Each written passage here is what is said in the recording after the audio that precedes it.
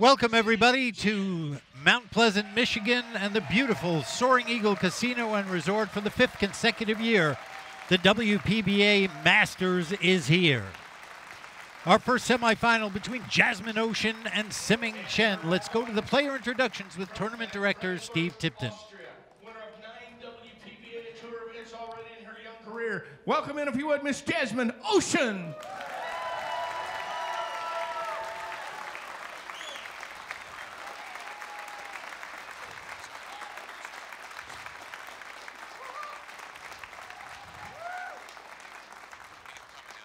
Good job. All right, ladies.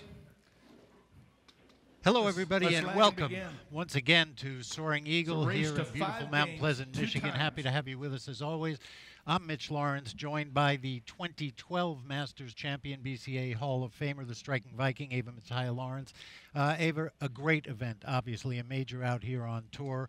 We've got two great semifinals and a final coming up. Our first semifinal is a tremendous one. Yeah, this semifinal here is going to be fantastic between Asia's Chen, who's been playing phenomenally the whole tournament, and from the loser side came Jasmine Ouschan. She really pulled some powerful matches here leading up to this. And our second semifinal matchup between Ga-Young Kim, the two-time consecutive and defending champion here at the Masters, against Karen Kaur, a Hall of Famer who has yet to win this title, playing unbelievable 9-ball this week. It's going to be a great semifinal, and then the final to come, an exciting afternoon and early evening of pool here in Michigan as we look at Jasmine Ouschan and Semifinal Chen getting ready for this all-important opening break.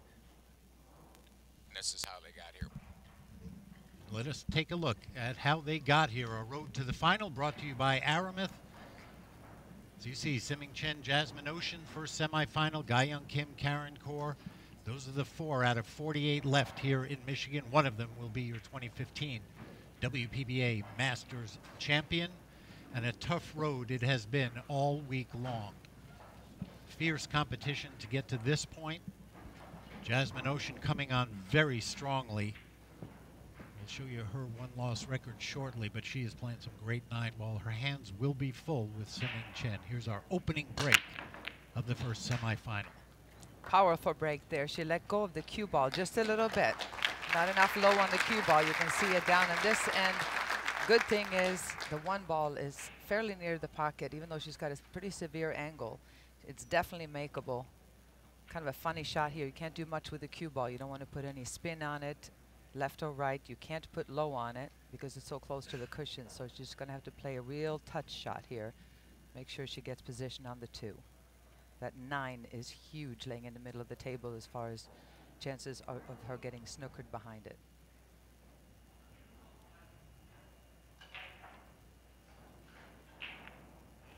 Oh, there you go. That better stop. Better stop.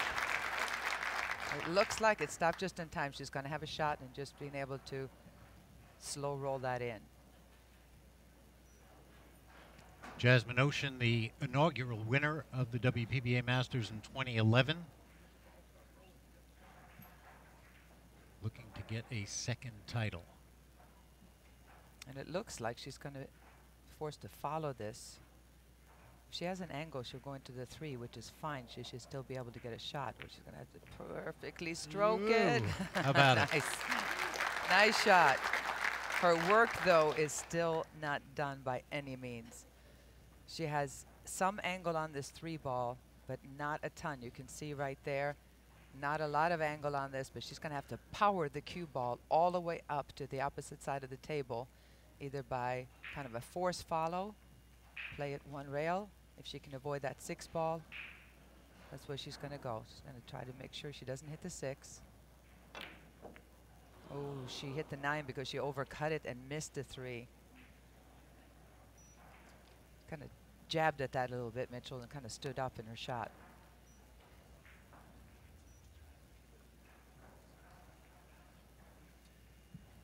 You see that look on Jasmine's face, an early mistake. And against a player like Semifinal Chen, we'll talk about this often, who is incredibly consistent. Last shot. You can't make these kinds of mistakes, Ava. No, and you can see here, if you can see her, she just kind of came up a little bit, overcut that just a hair. And it's left this for Seeming. Just thin hit. Can she come back perfectly? How is that for speed? It's not going to leave a super easy shot, but definitely makeable to make the 4-ball over here. She's looking where to come with the cue ball to come back up. Make sure that 9-ball doesn't get in her way. She wants an angle on this 5-ball, but the main thing is you got to make this 4 and come straight up and down. Speed shot here. Semifinal Chen, 21 years old, from Beijing in China, and has already put up some really, really impressive victories. Most of them over in Asia against fierce competition, obviously, but getting very used to playing over here. The runner-up, semifinalist, excuse me, last year at the Masters. And nobody over here really knew who Semifinal Chen was. There you see a little bit of her profile. Seeming she's looking now. Is there a possibility to play a safety? Because she's right-handed, yeah, she's going to have to use the bridge. There's no way she can reach it, but she is going for the cut. Not a lot of balls to hide behind, so she's going to try to make the cut here. And cue ball control. Again, that 9-ball in the center of the pocket, on the table, is a big ball to try to avoid.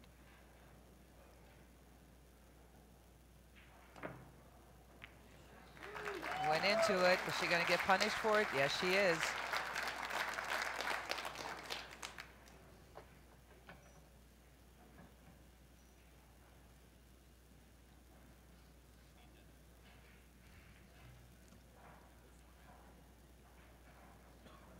All right, she's looking at the bank shot here, Mitch.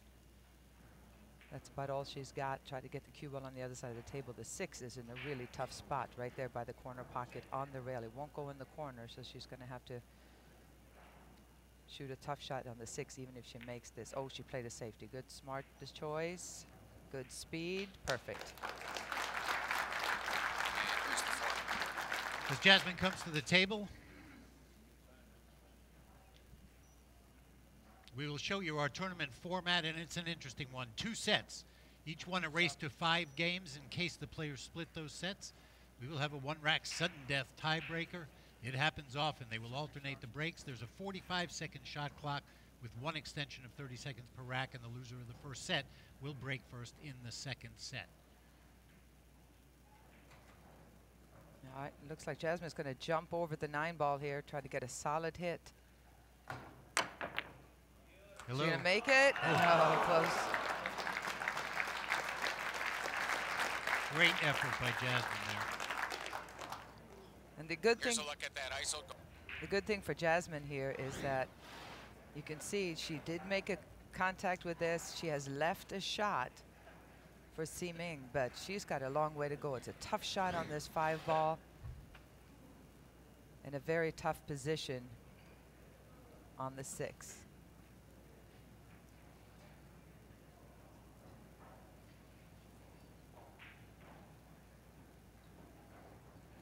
Be able to see the pocket.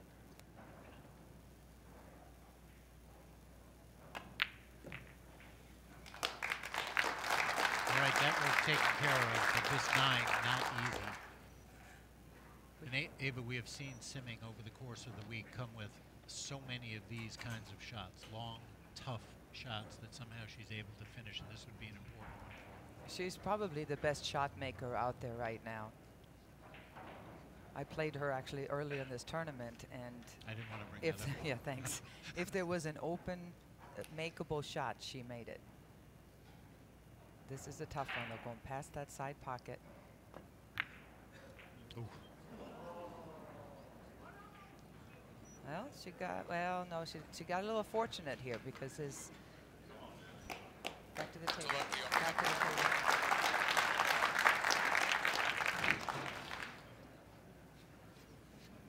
See, she overcut that a little bit. It spun out, and on top of that, the cue ball landed on this 9-ball. Need to see the 9 and the cue ball close up somehow. Just gonna have to cue over it just a little bit. Just gonna have to raise the back of the cue. Anytime you do that, it makes a super difficult shot. You can see that 9-ball is foul on all balls. She touches that 9-ball at any point, and it's a foul. Nice shot. Great, great work. So we have seen Jasmine come with a couple of terrific shots during this rack, and now has a chance to jump out to an early lead in this first set. Back to the table. All right, you can see this is a thin, thin cut, but she had no choice there on that 8-ball because it was such a difficult shot. She just had to try to cinch the 8 and then take whatever she could get on this 9-ball. It was tough enough making the 8-ball there. So super thin cut here to really keep your head down. Keep track of the cue ball. Nice shot.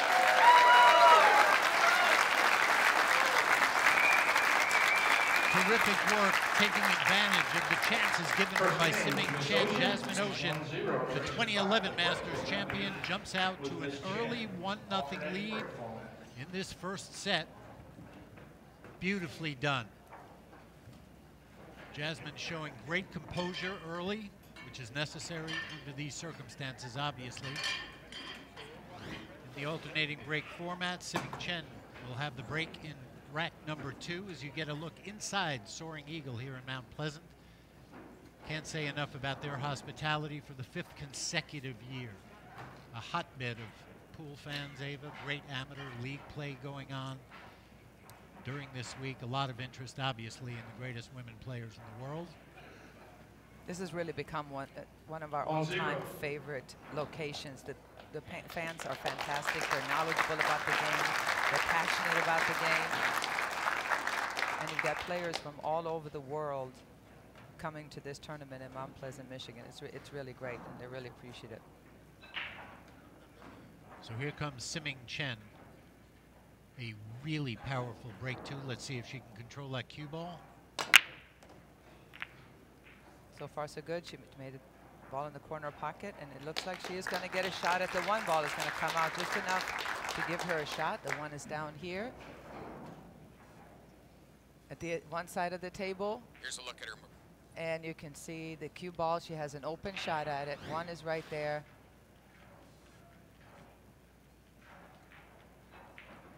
You'll notice along the way a little bit difference in style of the break between Semifinal and Jasmine. Jasmine kicking her leg way up high. Semifinal a little more controlled, but very effective. You know, she's showing a little bit of weakness here that she has not shown the entire week. This is a different setup. Normally there's 8 tables set up. There's matches going on all over the place here with the TV cameras. Everything is focused on 1. She's still a very, very young player at 21. And she has not been as seasoned as somebody like Jasmine, who has been in this position, actually won this tournament in 2011. So she should be more comfortable right off the bat. It was interesting to see if Semifinal can kind of get over that and get into her game, because she's been playing near flawlessly the whole tournament.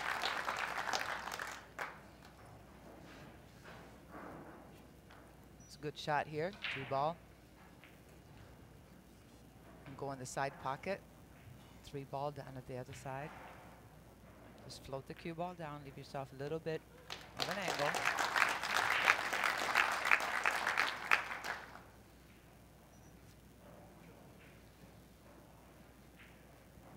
All right, anywhere in here is where she wants to be now. Just as straight as she can get on this 4 ball.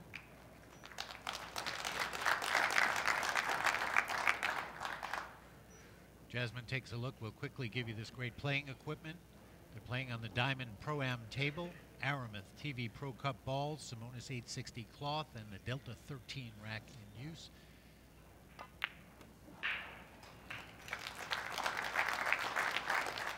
She has a perfect angle making the 5 ball, just some center ball here, drift out the cue ball towards the center of the table.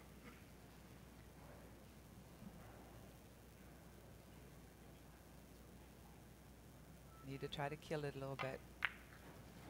There you go. I don't think that the 9 ball is going to be in her way. She could possibly put some draw on there, so just a little bit low, either come this way, or she could come and just kind of punch it around and come back out for the 7 ball.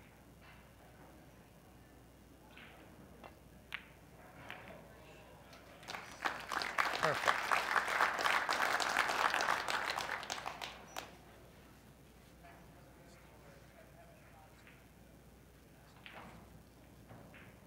right, some low right. Come around 2 rails here for the 9. And she looks really comfortable. She came too far here. Seeming's kind of looking on. Table. You can see she did come way too far. She's going to have a much tougher shot than she wanted here. Thin cut on the 9. Really, really touchy little shot. No doubt. No problem. Dead set. So Jasmine with the first 2 racks of this opening set in semifinal number 1 here at the 2015 Masters. And Jasmine's week here in Mount Pleasant has been impressive. She's shown us a couple of really steady shots, made them look easy. It's got to make her feel pretty good.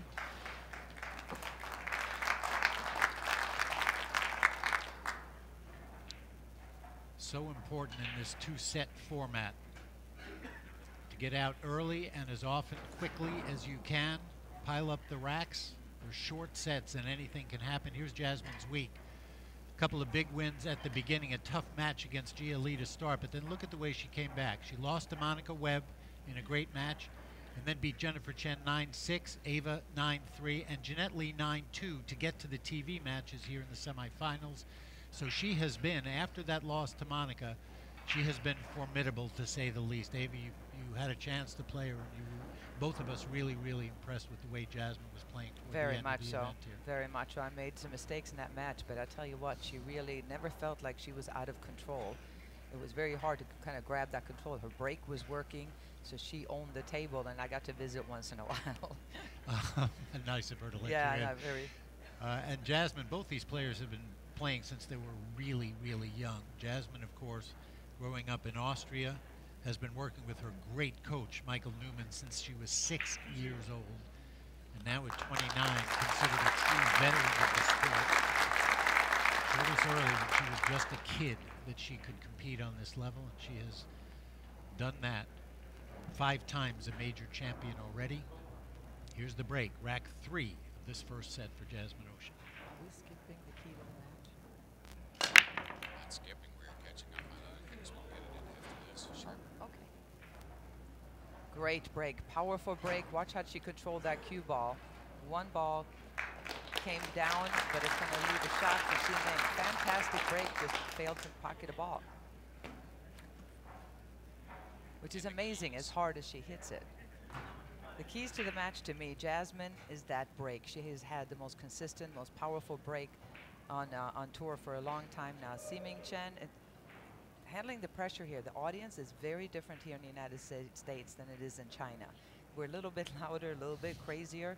And I was speaking to Ga-Yan Kim earlier, and she was saying that Ximen is a little bit rattled by how things are done over here. This is only her 3rd trip over the United States playing in the tournament. So if she can settle her nerves a little bit, Jasmine will be looking at a tougher second half of this set and definitely the second set. And you know, so often as happens here, and I think this is what's great about this 2-set format. Sometimes something happens in the first set, but once that first set's over, you have a total new, clean slate to work with in the second set. And if she's able to settle in, as you said, and she may have already done that, right? Well, she just created a little bit more work than she wanted. See her face there. She got too much of an angle on this 3-ball. She wanted to come down in this position right here. Now she's going to be forced to come super thin cut into the side if she even can, and then come down with the cue ball and back up.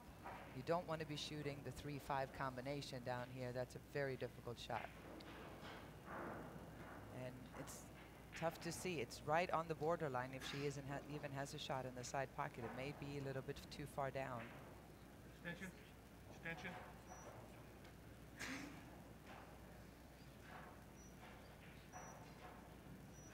It's a tricky little situation. I mean, she could go rail first, shoot the 3-ball almost straight on from where she is into the rail and off the 5-ball in the corner pocket. You can see literally the 3-ball would hit here, go off the 5-ball and into the corner. That's a tough shot. The combination is a tough shot. I don't think she can cut it in the side, so the only other option would be a safety. And I think she's going to go for the ticky-tick to the rail off the 5. No, way too full of a hit. She'd get away with it? No, she didn't. And already we've seen more emotion out of Semming just in the beginning of this match than I think I saw all Frustration, week. Just yes. frustration, Exactly. which is very telling. On the other hand, a very cool, calm, and collected-looking Jasmine Ouschan.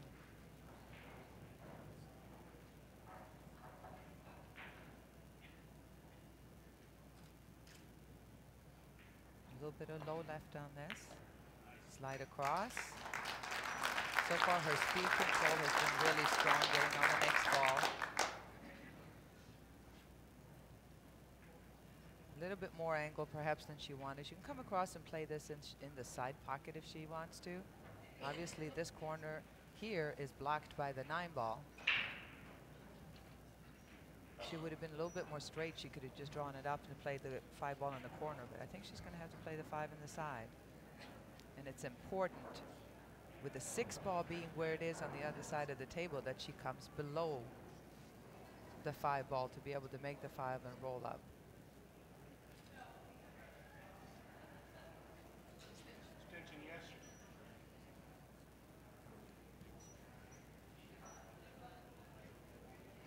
So far, the story of this opening set has been Jasmine's ability to take advantage of Semming Chen's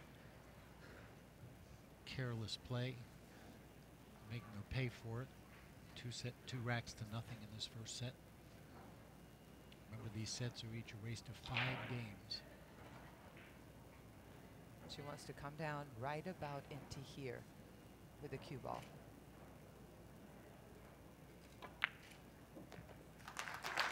That looks pretty good right there. Here's the look. You can see this again. She's going to roll the cue ball out, and she needed to be on that side of the straight in line on the 5, so she could just simply make the 5 and roll the cue ball down. You don't want to make the cue ball move too much. You guys make sure to stay on the cue ball until it stops rolling with position before you go to face. Good work there. That angle. Yeah, she could have come up a little bit more, but coming around here, you can go straight up or down. You can put a little bit of left on it, come down this way, and back out for the 7. That's right there. Supposed to get the extension for her cue. Remember, there's a 45-second shot clock with 1 30-second extension per rack.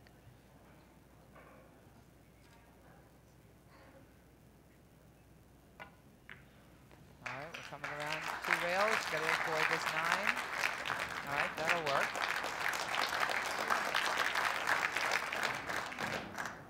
Yeah, she's looking pretty confident and strong here. There's no fear in Jasmine's eyes right now at all. And when a player feels fear or nerves from the other player, it tends to make you even stronger. So let's see if she can just, this is one of those roll-in shots again. If you're nervous, you're liable to rattle in the pocket, but not a lot of nerves there.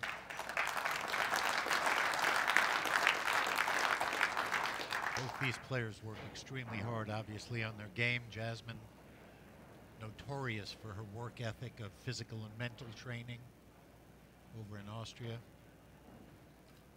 There's her own academy that she works with. Let's see where she lines up with the cue ball on the 9. Perfect.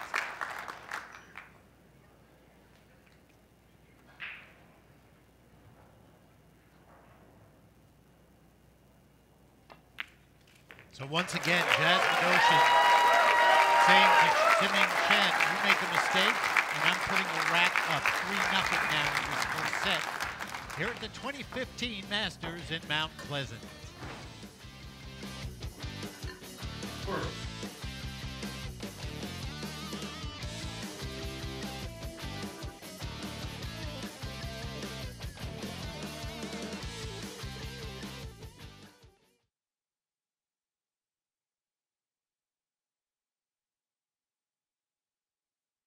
Too ordinary.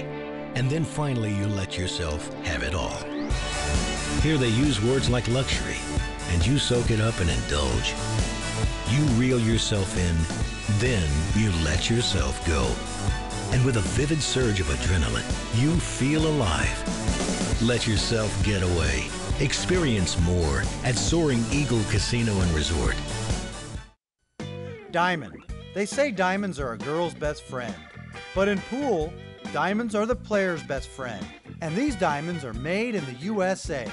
Diamond pool tables, designed by players for players. Diamond is the official table of professional pool. To get your Diamond pool table, call 812-288-7665 or visit us online at diamondbilliardproducts.com. Play with the best. Diamond.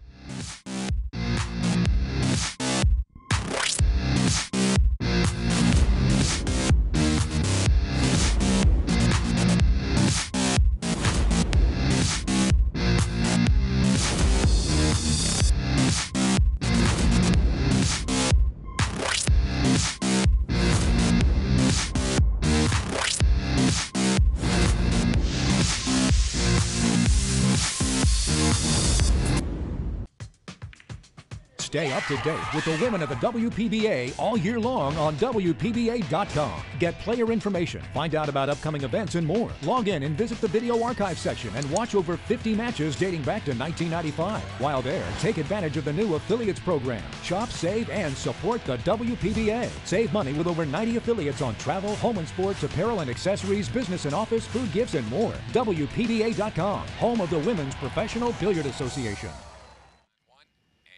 Back here in Mount Pleasant, Soaring Eagle Jasmine Ouschan with a commanding 3-0 lead first set of the 2015 Masters semifinal. Race to 5. She looks very strong. We asked her what her overall strength was at the table.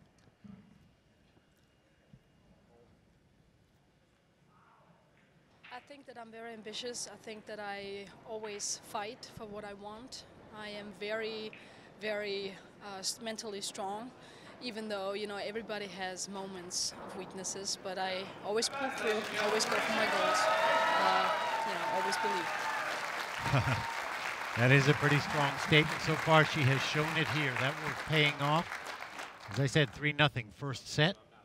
As we get ready for the second break of Chinese superstar Chen, as she tries to get back into this first set. She's been great at the break all week. Let's see if she can pull off a good one here. Let go of the cue ball there a little bit. But it still turned out, well, no, it got kicked around and straight behind that 6 ball. No shot on the 1 here. Graphic. And this is Simming's week here, and it has been a strong one. Undefeated, including that win over the #1 seed and Hall of Famer Allison Fisher, 9-5. Tough match against Monica Webb at 9-7, but a great week so far, and she's looking to continue that great play. Push out. Looks like she's going to push out to a jump shot, Mitch. She's going to just tap this into the 9 and leave a jump shot. But I think she went too far. Talk about not being focused. It almost looks like she can make the 1 ball clear past the 9. That was a huge mental error. She's just not focused. It's a completely different woman that was playing the last 3 days. I would have to agree. Even the looks that we see on her face right there. Very concerned. That was just carelessness. Wow. I mean, she just had to tap that just a little bit. She hit it way too firm. And again, open the door for Jasmine. This could be a costly one right there. Kind of could have more or less closed the door on her. Instead, she has opened it after that big mistake. Seming is back at the table again. Here's a look at it. See, she just looked like the stroke was nice. She just undercut it. And these pockets are not all that friendly. You better hit it closer to the pocket than that if it's going to go in. Now, will this be what Seming needs to get into a rhythm? There aren't really any major issues here, Mitchell. If she can get where she was just pointing with the cue ball, fairly straight shot on that 4. The 5, it goes in the side. The 6 in the corner. Everything is laying wide open. And we talked about it before, even though she hasn't shown it yet in this match, she's a phenomenal, steady shot maker.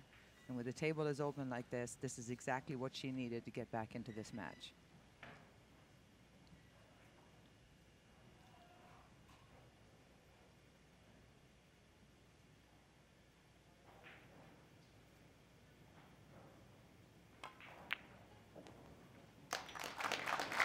The stroke, it's just smooth as silk. And she held the cue ball right there. And this is what she was doing earlier in the tournament, was really going over, deciding where to be, and within just an inch or two, ending up there. So her cue ball control was working well, her shot making has been working well, and I think all that's against now is getting used to this strange pressure here with these crazy Americans watching on.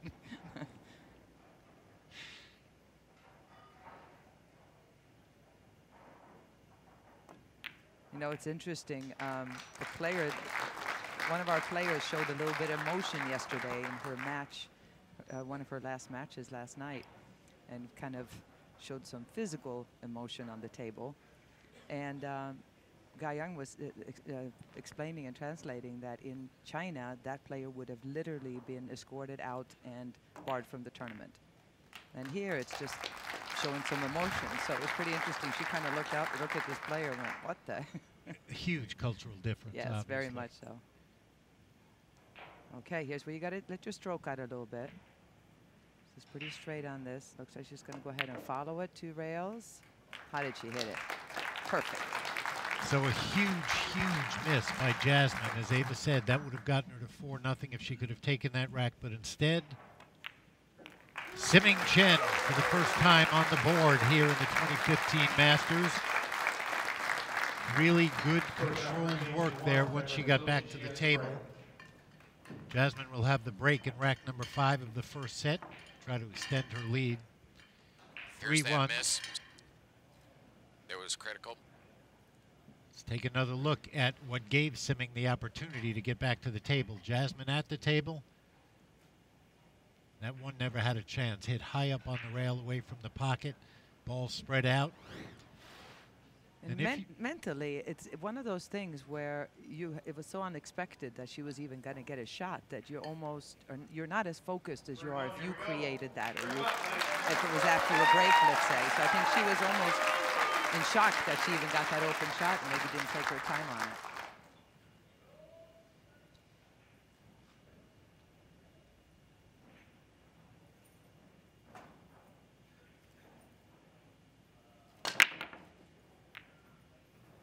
A big break, but nothing. Nothing went in. A little fortunate. One ball is on the other side of the table on the cushion right here. The good thing is she's got a group of blockers there and some down here. So what you do now is you pick the cue ball or the object ball and really try to hide one or the other. The toughest shot when you have to hit a speed safety is to try to control both balls. But she could just split and hit half of the ball and hide behind that 2, 7, and 8. There you go. Cue ball goes to the right, object ball to the left. And if she played the correct speed, which she did perfectly, nice. Jasmine's going to have no choice but to kick at this. Come down to the rail right here and try to make contact. There are times when it's a great idea to jump the ball. This is not one of them.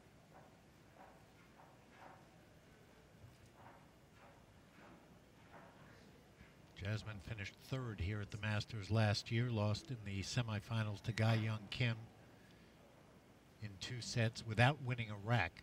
It was a beatdown by Ga Young, so she's already ahead of the game this year. She's got 3 racks on the board.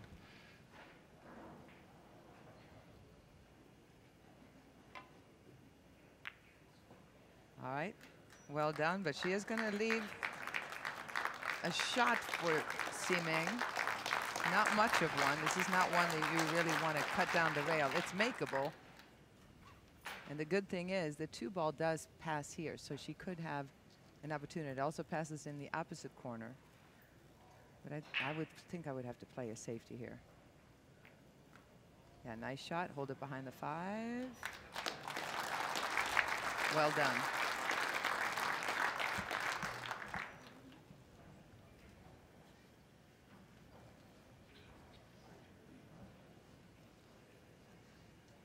Fully engaged is Siming Chen now.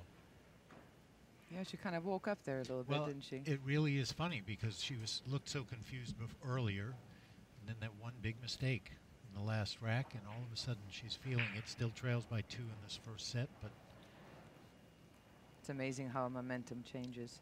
All right, one rail kick here.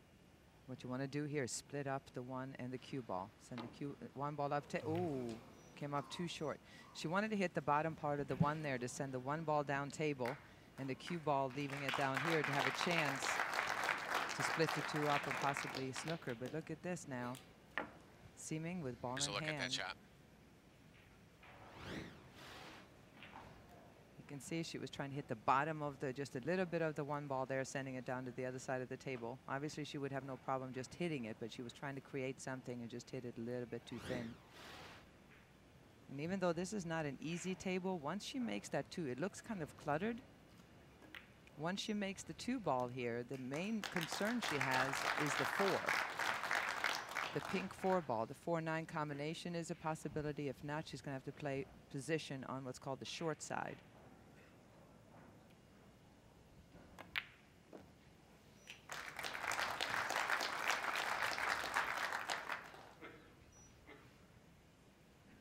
You see the 4 and 9 is close, but this combination is not the easiest combination, but getting down to position on the 4 is not the easiest from where she is on the 3 ball.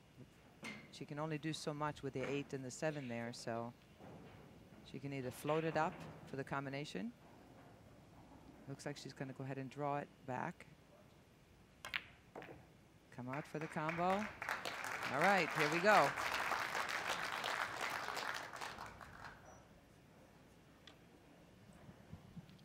this would be a little bit of a statement by Siming also. Tough shot. Played right to it. Certainly not an easy play. It would get her back to within 1 rack here in the first set. Yeah, combinations are so much tougher than they look. Instead of having a whole pocket, the 4 ball has 1 little spot to hit to make the 9. Nice, beautiful stroke. Made that look very easy. And an appreciative crowd, as they have been all week. So the first 3 racks to Jasmine Ouschan, the next 2 to Siming Chen, and we have a battle here in the first set. Beautiful work here. Watch how smooth, she has a smooth pullback and a hesitation. Most players have one or the other. If you watch Allison Fisher, most players are familiar with her game. She really hesitates at the back of the stroke. The overhead of it. Some players will pull back, but she actually has a little bit of both, especially on a long, tough shot. You will see Siming pulling back super slowly and stopping what seems like forever before she fires. All right, and she has the break in rack number 6 to try to even this match up in the first set. You mentioned Allison. Siming started playing at 8. Her parents had a pool room in China. She found a coach after a year, and she was inspired by watching Allison Fisher when she was 4 or 5 years old. Don't say that to Allison. I won't say that she's to going Allie. to feel old. No, but hopefully she's not. But it's true. Now, You know, all these pros that have been out there, Allison and many, many others. I mean, that is the inspiration, and it's what you love seeing as a veteran. It's also what you hate seeing when they beat you. And she beat Allison in this event. Yes, earlier, she did. So I kept that a secret until now, until after she played. She's going to have to go into play in a safety here. This is a combination she obviously doesn't want to shoot, or a billiard. I mean, the billiard on the 6 ball is available if she hits the left side of the 1, making it 6. But it's a long shot. So instead, what you're going to be looking to do is to separate the 1 and the cue ball. Even if you don't snooker them, I think she's going to play cross table. Leave the cue ball at one end, and she wants that to slow down. It was too firm. All right. Definitely, she would love to have gotten that 1 ball behind the 8, but Jasmine has a tough way to go because that 5 ball being there. She's looking at the combo. Again, if you have ball in hand, you're going to probably make this combination. But from that angle, that far away, it's not as easy as it looks. The beauty is, if she does make it, she will get position on the one.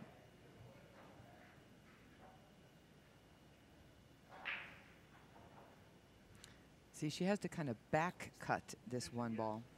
Hit it thinner than if it was in the pocket. So she's going to take her extension, take a little extra time on this.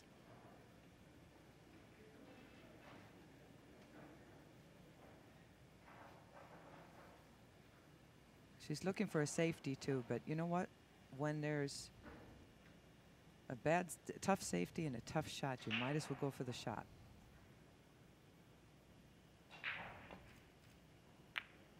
Oh, she went for the save, and she hit a good one. I tell you what, in that spot, Boy, fantastic shot. That is great. Some distance, 8-ball in between. Here's a look. Great cue ball control there. You had to hit it just right to avoid that 5-ball. Come around the 5 and then have the speed to get out there behind the 8. Just great shot.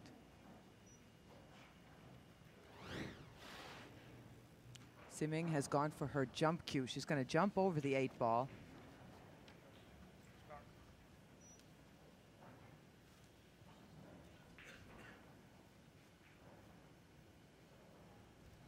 Well, we'll see. She's going to have to really get this up high. She's not very tall, but she's got a good angle on this. She should have no problem getting over it, but then what?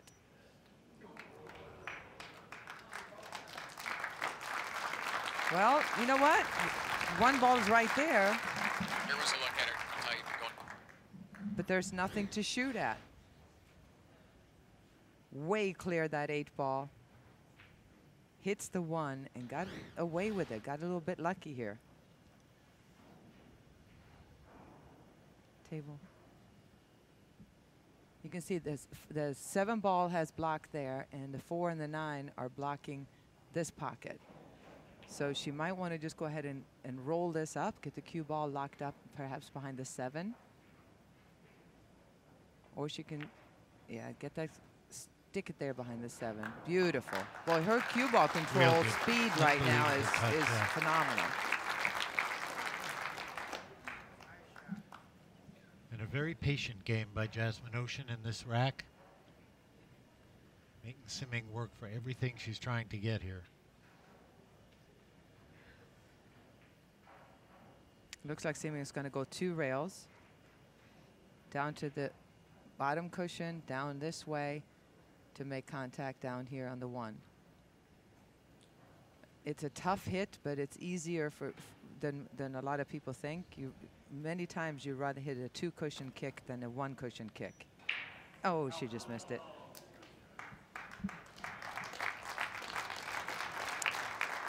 So great safe.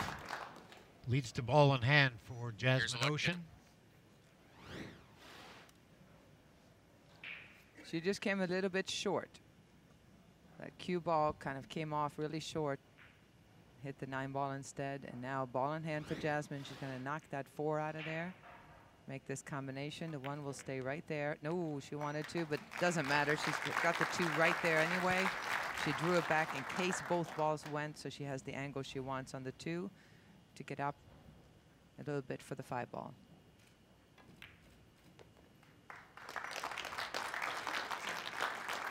No problems here, Mitch. You know, it's along the way. You watch so many matches. It would be ridiculously rare to see somebody never make a mistake. So you know you're going to make a few. The question is always, how do you rebound from it? How Forgive much do yourself. they shake your confidence? Exactly. And Jasmine showing us right now, great touch, couple of safeties, ball in hand, and getting back into great pattern play and making shots easier as she goes along. And you know, Jasmine is probably one of our best all-around players. European Championship she plays in every year, and I believe has scored gold in every single format there is. That includes straight pull, 8-ball, and 9-ball. And by playing all and 10-ball as well, and by playing all disciplines, you're learning so much more, especially the game of straight pull, but also 8-ball, 9-ball, 10-ball. You are learning to always shoot the correct shot. And that's where most amateurs specifically make the mistake of choosing the incorrect shot. It's playing the smart move. Then you obviously have to be able to execute it as well, which Jasmine has shown that she definitely can in this tournament. She did that in 2010 at the European Championships, 4 gold medals, as Ava said. Had not been done before. A huge achievement. Ooh, that was, she banked that one in. She felt good about that one. She was kind of walking to check out the 8. She knew it was going. If she wins this 6th rack, it would get her the hill in the first set.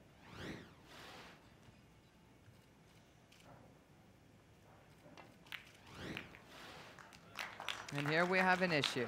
We have an issue. She made the 8, but needless to say, this is not what you want to do. That cue ball died a little bit off the rail when it came off of it, and now super difficult bank shot would be the best she has, but this is not a good one to play safety, because no matter where you play safe here, you're going to leave either a tough shot or a bank or an easy shot. So she's going to go for it. And what Steve Tipton, the tournament director, is doing here is going to get a close look that there's not a double hit. Make sure you only hit that cue ball once. And how did she hit it? Seriously? I am applauding. I'm in the booth here applauding. Normally don't do it, but you have to give her that was shot. great shot. Wow. Calm and collected, Jasmine Ouschan gets to the hill in the first set here at Soaring Eagle. Brilliant play by the Austrian.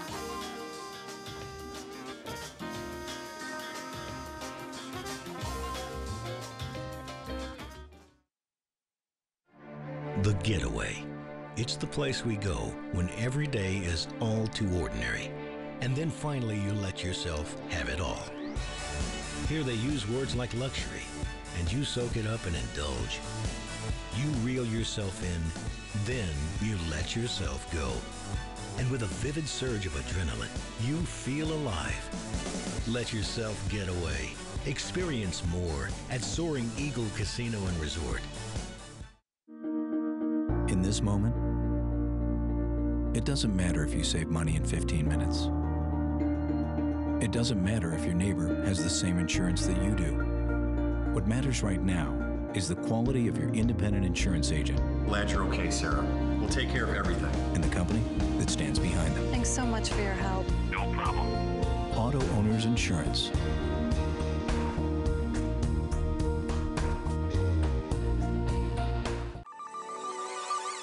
This championship is being played with the new Aramith tournament set.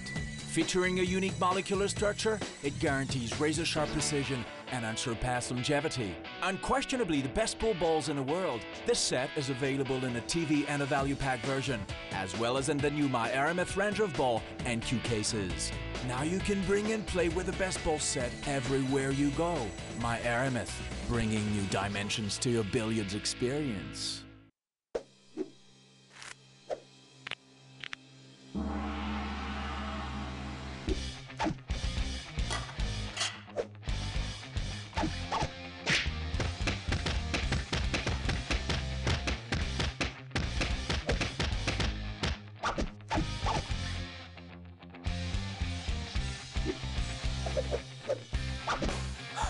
Delta 13, the true legend of Rex. Welcome back to Mount Pleasant, Michigan, site of the 2015 WPBA Masters. Beautiful Soaring Eagle Casino and Resort. Mitch Lawrence, the 2012 Masters champion, Ava Lawrence, bringing you the action. Happy to do so as always. A great week for a lot of players. Here's our top 16 finishers brought to us by Delta 13. And in particular, we want to congratulate one of the great women of the WPBA Tour who had a tremendous week all the way from Colorado, Melissa Little. You know, I feel like I played extremely well considering I haven't really been playing too much this year. So it's just one match at a time, and the last match unfortunately didn't go my way. But overall, I feel like I played really well. So I'm just happy and blessed to be here. And we're happy you're here too, Melissa. Congratulations on a great week, and to all the other top 6 finishers. It is now time, though. 4 players left. Jasmine Ouschan and Siming Chen here in our first semifinal. 2-time and defending Masters champion Ga-Young Kim will face Karen Kaur in our second semifinal. Here we are, rack number 7. Jasmine Ouschan, 4-2. 1 rack away from taking this first set. Here's the break in rack 7.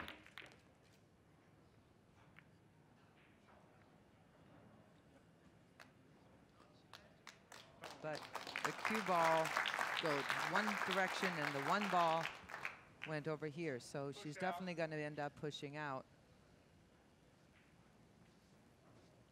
The question is where. I would think she's going to go possibly somewhere over there in that direction. No, she's going to just drift up a little bit to the other side of it. And I don't know if I would take this. This is a tricky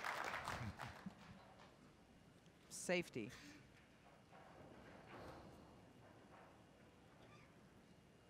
There's really not a great opportunity to hide behind anything here. I would definitely give this back to her. Remember, this is the only shot you can do that with. The first shot after the break, you can push out. The player has the option, and indeed, Siming gives it back to Jasmine. She says, let's see what you got in mind. Yeah, I don't know what she had in mind. I would have gone the other way with the push. From here, you really got to come with something to be able to leave a safety where the other player doesn't have some kind of an offensive shot or possibly a good defensive shot.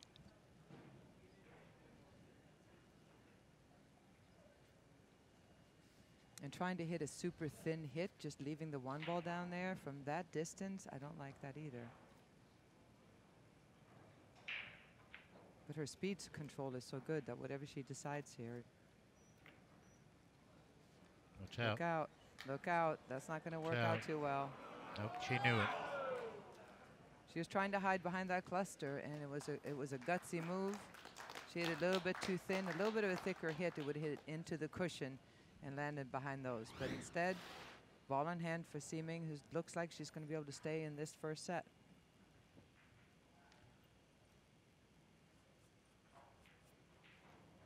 Jasmine was already walking when that was about 2 diamonds up there. She knew it. She knew it. She knew it. All right, kind of an interesting layout here. She wants to come out towards the center of the table. She can go either go straight down or go 2 rails between a 3 and 7 like that. She's got great angle here on the 2 where she can do whatever she decides to do. Whatever she feels more comfortable with. She can come pull the cue ball out this way, or she can come 1 rail and across.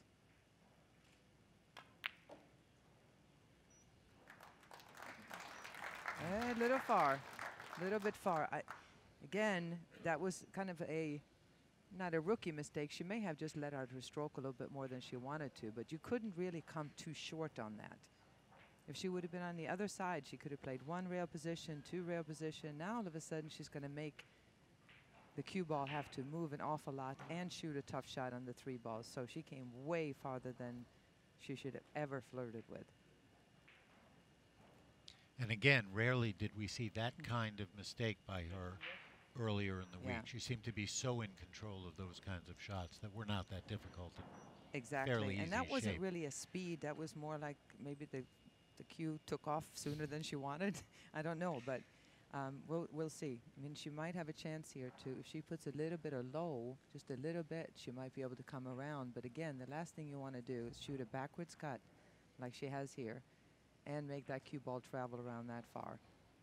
She just needs to avoid the side pocket and the cluster. No, she decided on safety. Smart move. Good play. You know, you just got to take your medicine. She got out of line. Is there a better, easier safety than there was to shoot offensively? And she chose that. Good idea.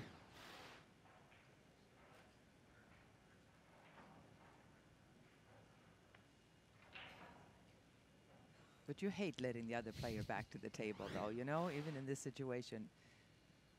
Stranger things have happened than somebody kicking it in and running out at this point, and you go, why didn't I go for it? So takes a lot of discipline to play a safety sometimes instead of going for an offensive shot. You know what? I think that's really true. You and I talk a lot about safety as an offensive weapon.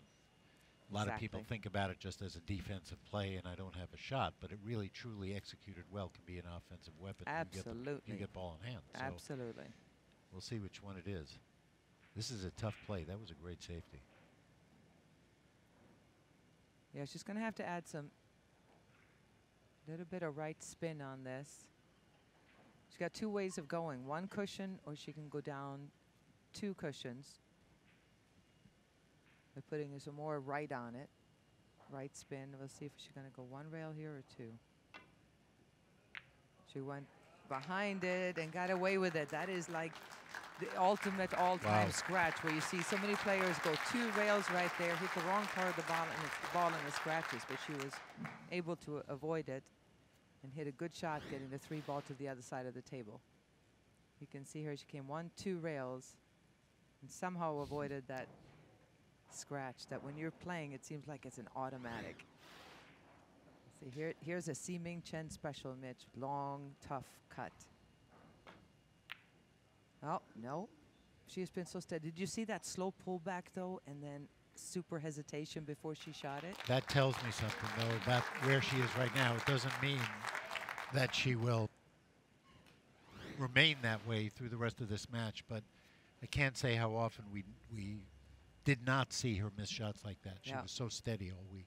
She jumped up a little bit on that one. Just hasn't found her comfort zone yet, but in this 2-set format, I have no doubt that she will regroup here if Jasmine were to run these balls and take the first set. It's a whole new ball game, like you said before, in the second set.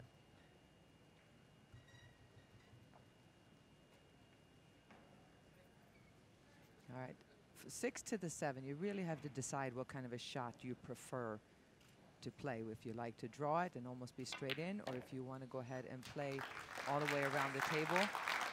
Because of where the 8 is, playing the position to come up for the 7 is going to be tricky. That 8 is really looming large right there. The 9 can be in the way if you try to go this way. And the only other option you would have is to try to come 1 rail and just take a tougher shot on the 7. Some outs are just easier than others, and then depending on where the balls are, it's a little bit trickier. But all she has to do here is really commit to one or the other and go for it. Oh, 1, 2. Nope, she hit that 9. Well, it's not over yet. 4 games to 2. Not over till it's over. Should Siming manage to get rack 7, she has the break in rack 8. Would have a chance to tie it up, so definitely not over. No blockers down at that end. You can try to cross bank the 7 ball down in this direction, but you need to make sure you avoid the 8. If you do that, you can leave the cue ball there. She's going for the bank. She's going for it. Nice speed, though. Pay attention to the speed. She played it short intentionally. In other words, she would have made it. She would have made it in the short side of the pocket.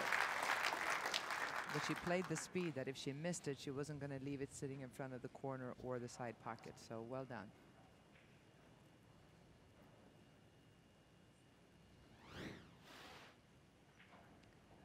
Siming is looking if there's a safety there. You can see on the replay, intentionally played it short and it became back up to this. It's safe. She tried to get behind the 8 ball there, but nonetheless, it was a good. She hasn't left anything easy for Jasmine. And if there's not a killer safety there, sometimes all you have to do is try to just not leave them an offensive shot and stay in the safety battle with them. What do you think? She's going to go for the bank again? Well, I was going to say we might be seeing banks. Well, she does First have a one large end, ball the other here end. with a 9 ball. Hitting the left side of the 7 and drifting that cue ball up by the 9. Here it goes. She knew she was hoping for a 2-way shot there. You know, that's when you You're asking for a lot. With the angle she had to try to do a two-way shot, I'm going to go for the 7 because I want it, but I'm going to, at the same time, get the cue ball behind the 9, but not so much behind the 9 that I don't have a shot at the 8. She's trying to create too much at once. Either go for the bank or go for the safety in that kind of a spot.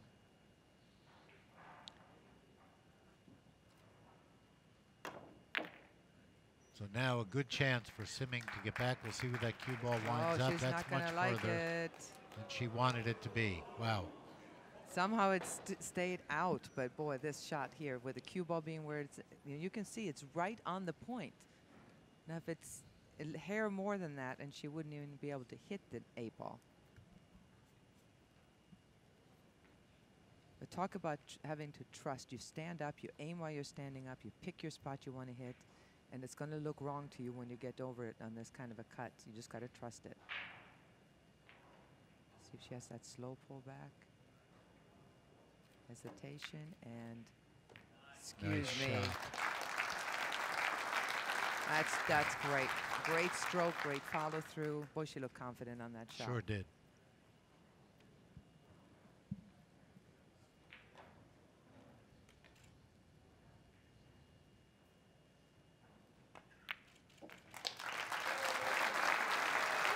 So rank number 7 goes in the Simming Chen column. Still trailing by 1, but ever closer. And as I said, with the break in rack number 8, she will have a chance to tie this first set up. A shake of the head from Jasmine. Ooh, she might have let one get away there. Still out in front. Remember, another set to come, race to 5. One of these two will move on and face the winner of our second semifinal here in Soaring Eagle. Ga-Young Kim trying for a three-peat. Almost literally unheard of in this sport with all the talent that's around. Ga-Young Kim and Karen Kaur in that other second semifinal. That should be a great match. That's 2 different styles. You know, Ga-Young is on fire, running around the table. Karen is known for really taking her time, very deliberate. You got one snooker player, one all pool player, and it's going to be a really great matchup. Sure will. Jasmine seated, hoping for a chance to end this first set. Simming Chen from Beijing in China, 21 years old. A little warm up on the break there, make sure she has got her stance right. She hasn't had much luck on the break so far, so she just wants to make sure. She's been very steady and solid with the break, even though she doesn't have a huge power break. She controls that cue ball. That corner ball went in, and is she going to get a shot on the 1? Yeah, I don't know. That 8 just barely got in the way. As it does so often. It's amazing. Always the last ball rolling. She can definitely hit the 1 ball, it looks like, but I'm not sure that she can actually make it. That's a close call.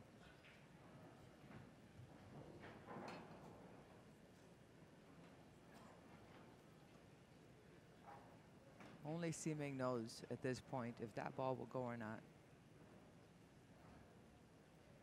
She may have to just thin cut it and go cross bank it. Come down a down table. That's nice. Good shot.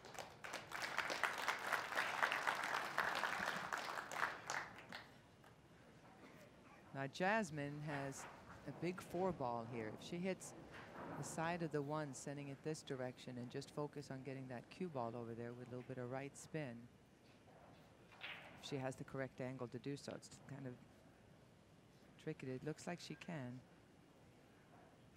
Some left.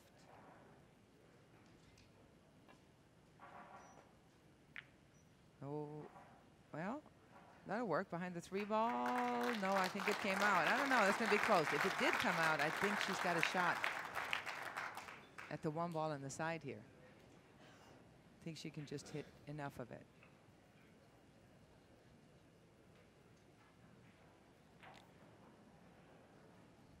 We'll get an idea pretty quickly from Simming. She can. She likes this a lot. She does. She can make it. Go down to the end rail and back up for the 2. No, she had to really, she overcut it, but she got lucky. She got lucky and made a ball there. 7 ball went in. Now she's got this on the 1, and she is not going to like offensive shot here. You can see she just barely hit that 7, hit the 9. It caromed off the 9 into the corner pocket. So she's still at the table. I think she'll just roll this up, hold the cue ball behind the 8. Yep, Shot. she got there.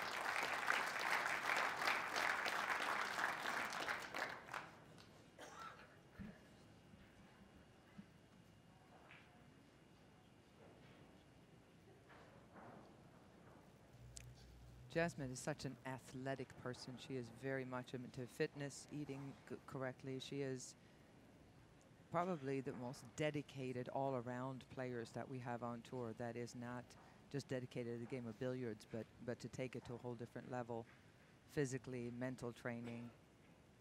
And it shows in her game. She's very solid, very consistent player.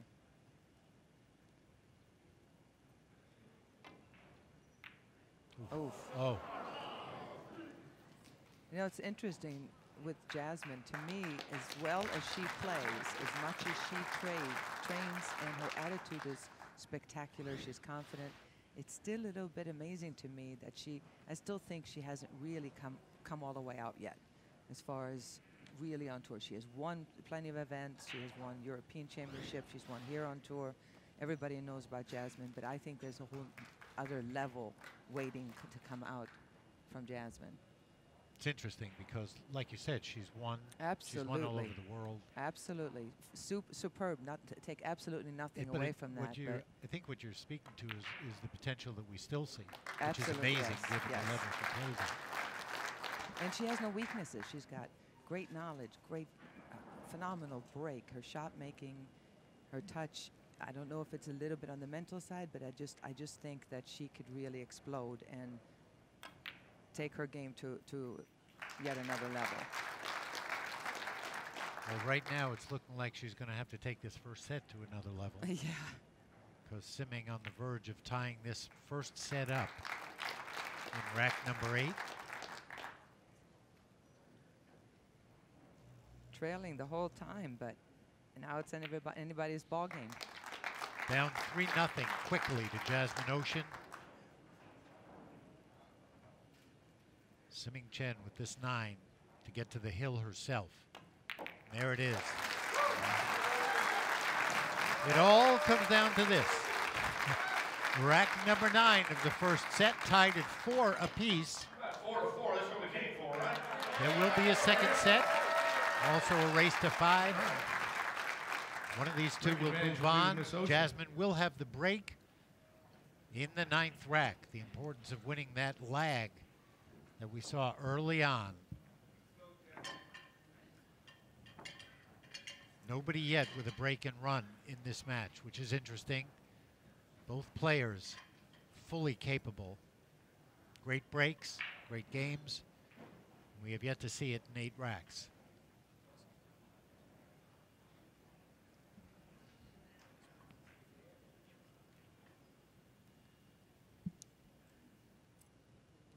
As we look at Jasmine Ouschan, Ava mentioned before about the great athleticism and the work ethic she has.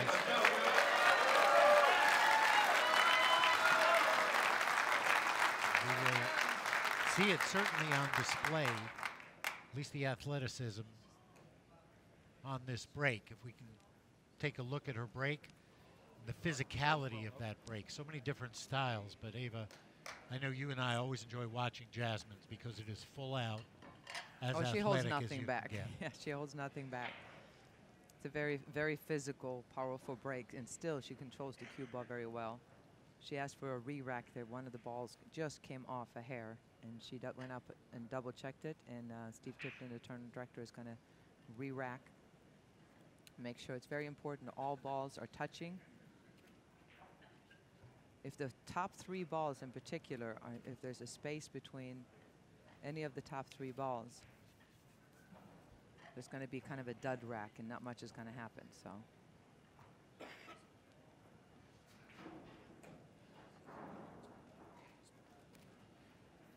All right, while we're waiting for Steve to get these balls finalized in rack number 9, let's hear from Jasmine, as she herself talked about the athleticism she had.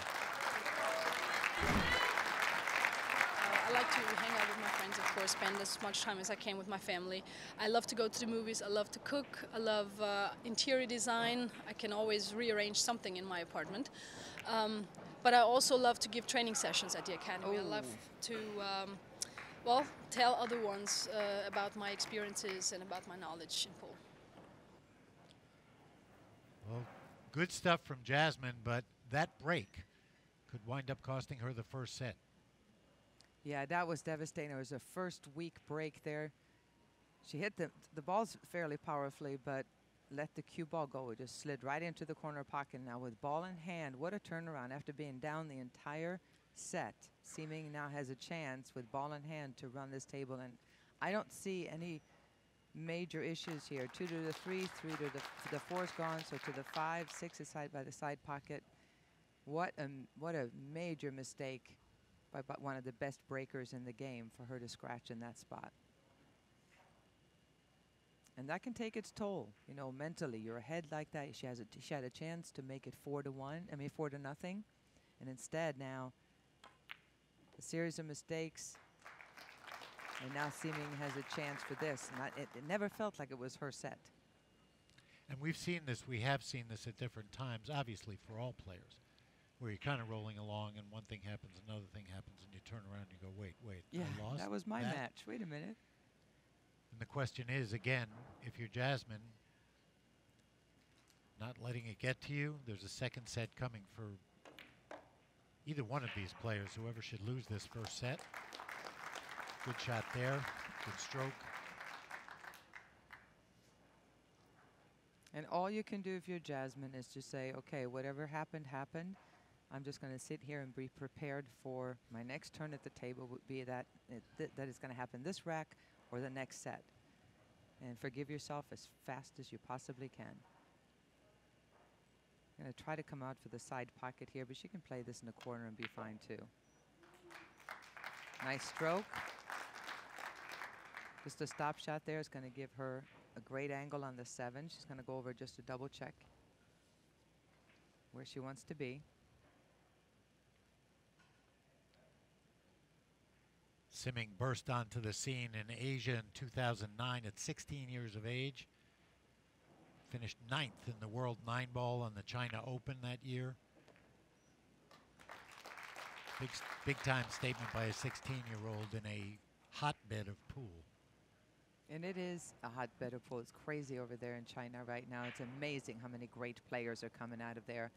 And they have such an amazing tour in Asia that, you know, a lot of them we don't get a chance to see here. Seeming travels quite a bit with Ga-Yeon Kim, so she has somebody to kind of translate for, helping her around a little bit, that some of the other players may not. But I think we're going to see more tournaments we have over here, the more of an influx we're going to have with these guys. And they can play, and they study the game on a level that not as many Americans or Europeans do.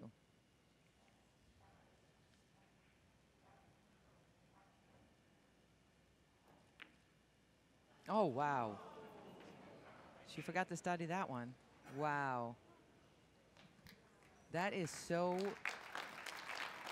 surprising, I mean, to everybody in the room, including both players.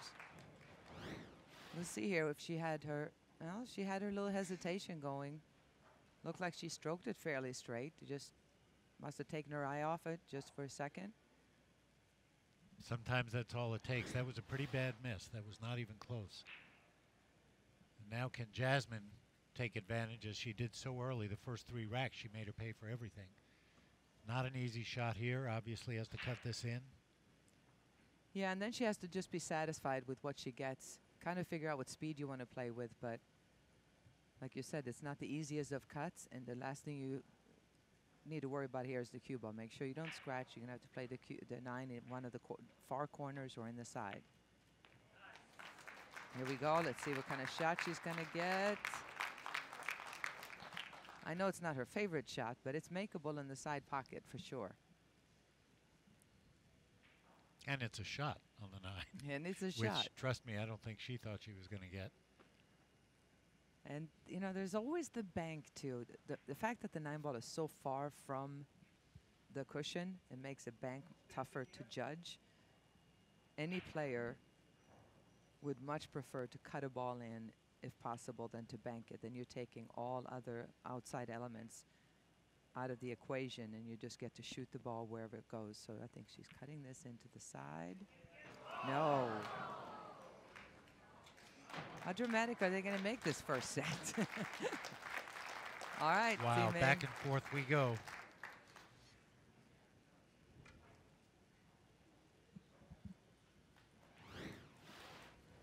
Luckily for Jasmine, she also played position on the 9-ball, even though you obviously don't have to, but she played it. Leave that cue ball down on the end rail. So at least she's left a long shot for Siming, but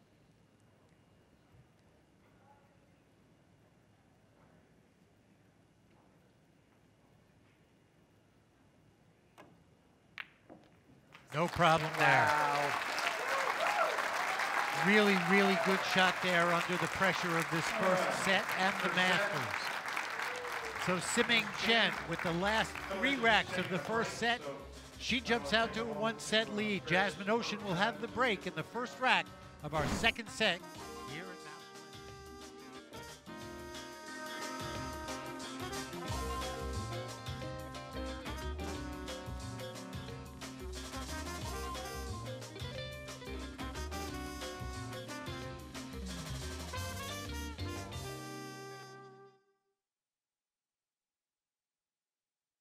The place we go when every day is all too ordinary. And then finally you let yourself have it all. Here they use words like luxury, and you soak it up and indulge. You reel yourself in, then you let yourself go. And with a vivid surge of adrenaline, you feel alive. Let yourself get away. Experience more at Soaring Eagle Casino and Resort. Diamond. They say diamonds are a girl's best friend. But in pool, diamonds are the player's best friend. And these diamonds are made in the USA. Diamond pool tables, designed by players for players. Diamond is the official table of professional pool. To get your Diamond pool table, call 812-288-7665 or visit us online at diamondbilliardproducts.com. Play with the best. Diamond.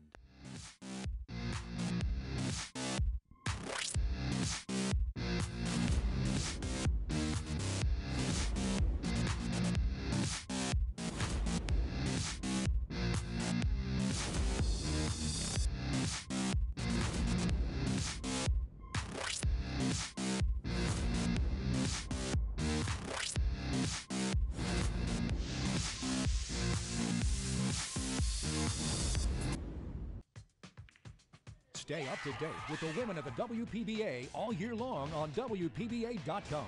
Get player information, find out about upcoming events and more. Log in and visit the video archive section and watch over 50 matches dating back to 1995. While there, take advantage of the new affiliates program. Shop, save, and support the WPBA. Save money with over 90 affiliates on travel, home and sports, apparel and accessories, business and office, food gifts, and more. WPBA.com, home of the Women's Professional Billiard Association. Welcome back to Soaring Eagle here in Mount Pleasant, Michigan. First set is in the books of this first semifinal. Siming Chen coming back from 3 racks down, 3-0, to take this first set 5-4 over Jasmine Ouschan, winning the last 3 racks of that first set. So back and forth we went, the ebb and flow of the Masters, and in this 2-set format, it always stays interesting no matter what happens. Jasmine Ouschan will have the break in rack 1 of our second set. We had a chance to talk to Jasmine about her break and get some insight into what makes it one of the best breaks on tour.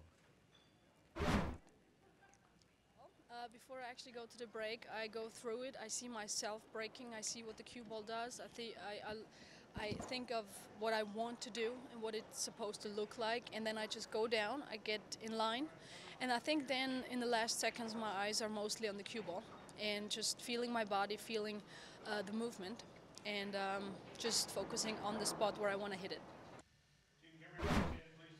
And always interesting, every player has a different method. Some players look at the cue ball like Jasmine. Some players look at the object ball, which would be the 1 in the rack of 9 ball. Just a personal preference, and it certainly has worked for her. She's going to need it now. Obviously down by a set after being in control.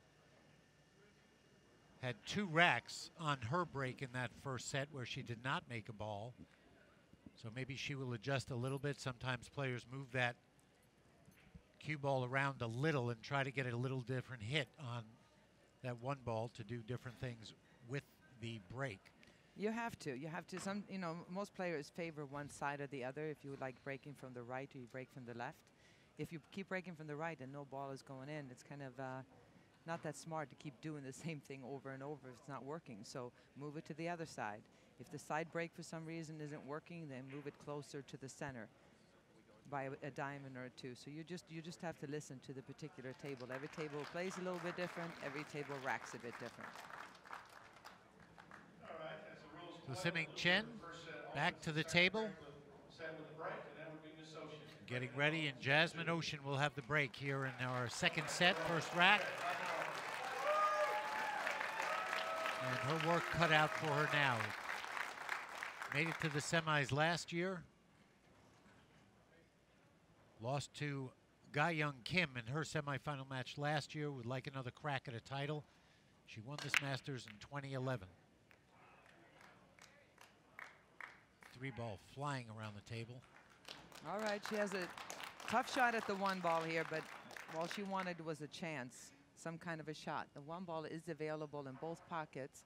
2 ball is down here.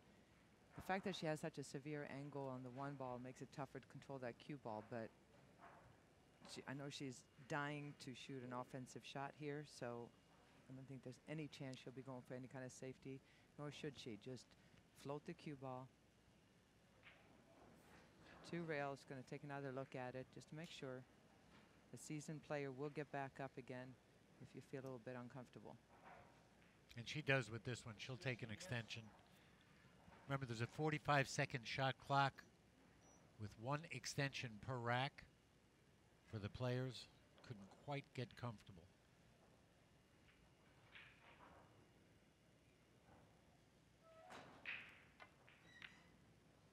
Nope, oh, she overcut it.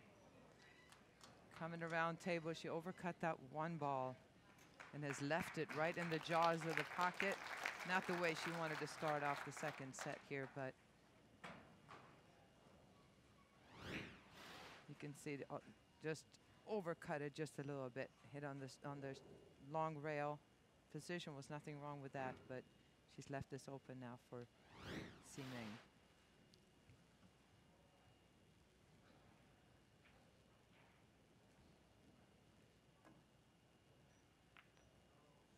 Uh-oh, 3 ball. Uh-oh. Oh, knocked it out just enough. That'll work. That'll work.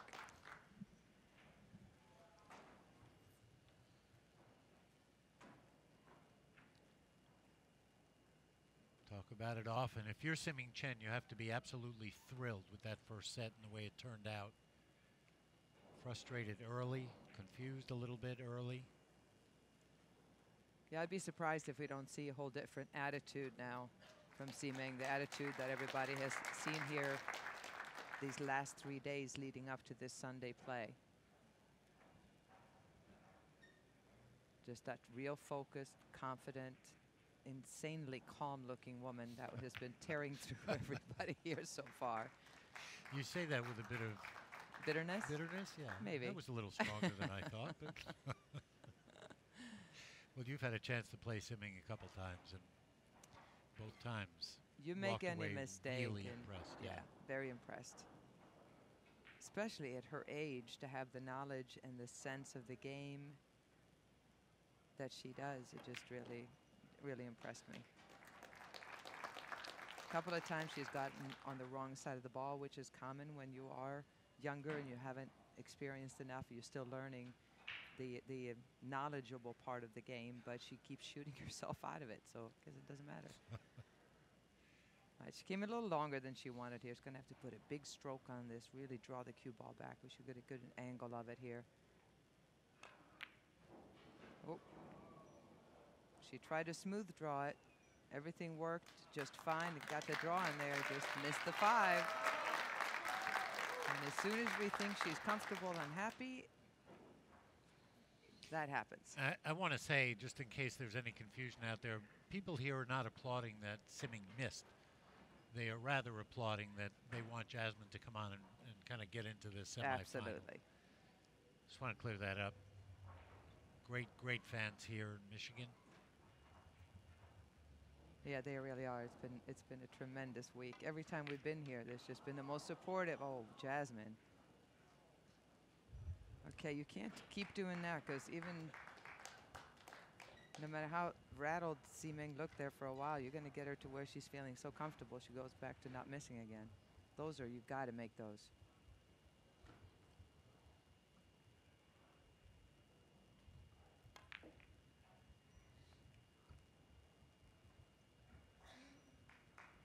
Okay, 2 balls left for a 1-0 lead in this second set.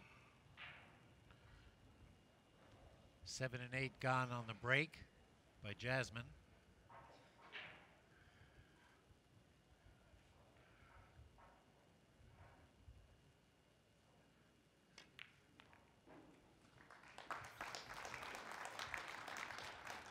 Now the 9.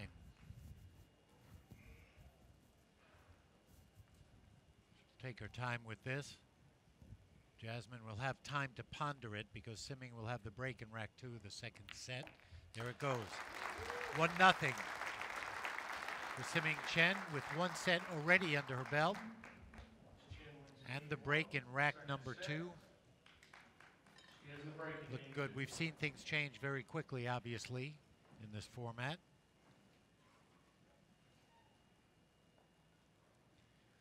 So Jasmine has to really wonder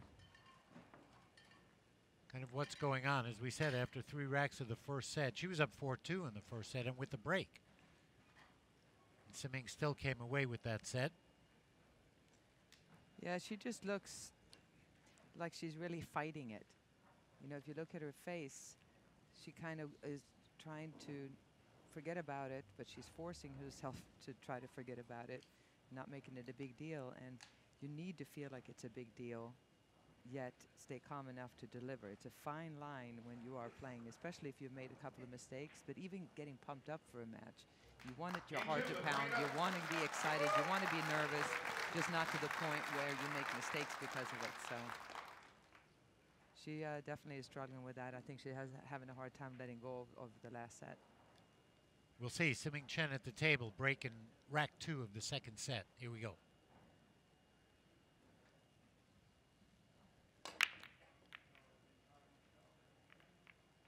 There goes the 8, and look at the position here on the 1 ball. What a big last-second move that was, huh? Big time. All right, shot at the 1 ball. You've got the 2 down here, so she just got to figure out how to get away past the traffic. Draw the cue ball down this way, or she can go across table and come 1 cushion, 2 down this way. The safest way by far is to just put some low right on it and pick the speed that you want. A lot of traffic. You got the 3, the 4, and the 9 to worry about, so she's just going to pick her angle and come between those balls. Focus on getting near that end rail. No, she decided to go between the 4 and the 7, and I think that worked out just fine. Left herself an angle to come up for the 3 in the side. And again, you want to make sure you stay pretty straight on this to give yourself a chance to hold to just shoot a stop shot there for the 4.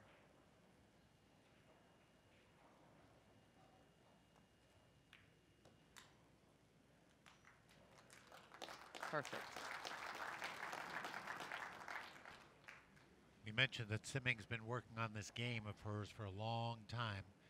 And in China, as most of you probably know, there's a lot of state sponsorship and a lot of work on Semming's part with one of the great young players in the world, former world 9-ball champion Ouschan. She has worked closely with him, and he won the world 9-ball championship at a really young age, and then pretty much said, I'm going to just teach now. And teaching, he's even better at that, I think, that he was playing, as formidable as he was. But I mean, he has really helped some of the new super mega stars, especially on the women's side, on the men's too. But there's some incredible players on the ladies division side. And what's great about these guys too is, like you said, Siming's had help from him. Watched her idol Alison Fisher play.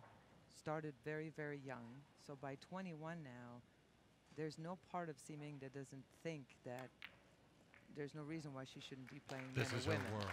And this is her world, and there's no limit to how good I can get at this game.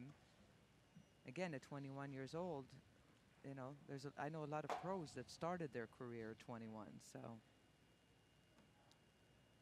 all right, a little bit of right hand spin on this.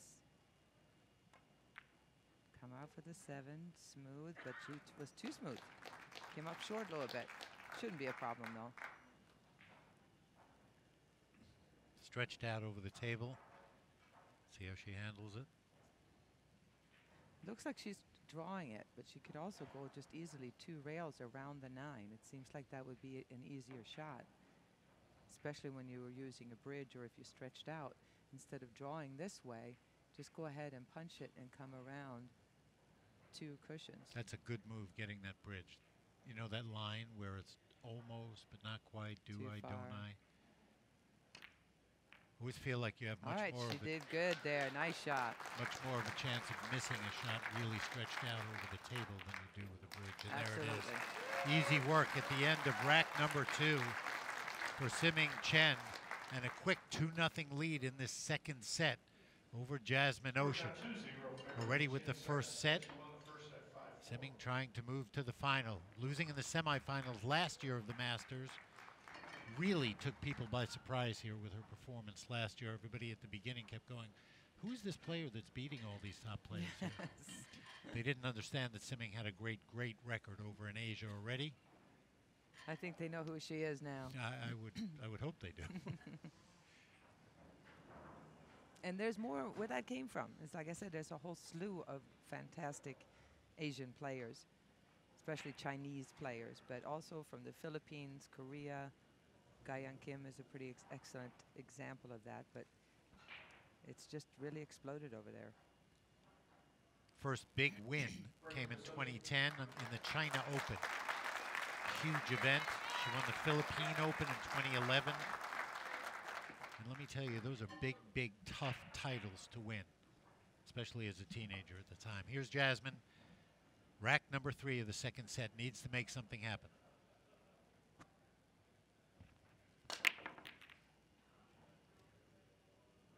Well, not going to happen this time.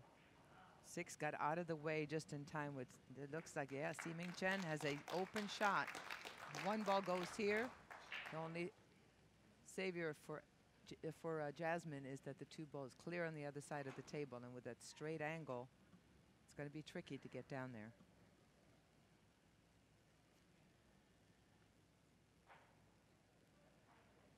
See how straight on she is. If she's dead straight, she can draw the cue balls all the way back between the 3 and the 4 here, but looks like she has a little angle. Can she go down to the end rail? Yeah, no. But she did manage to tie these 2 up. The 5 and the 6 is not going anywhere. That's going to have to be broken up or played a safety on. So even though she didn't leave herself a shot here, as long as she doesn't break those 2 up, she can go ahead and leave something for Jasmine. She's going to have to kick. Or can she hit it? No, she can hit it.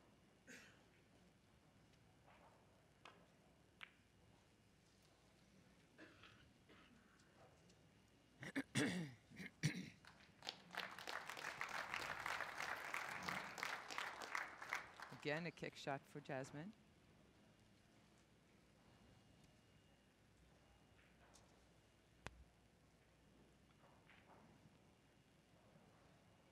Really taking her time here. Every shot precious for Jasmine now.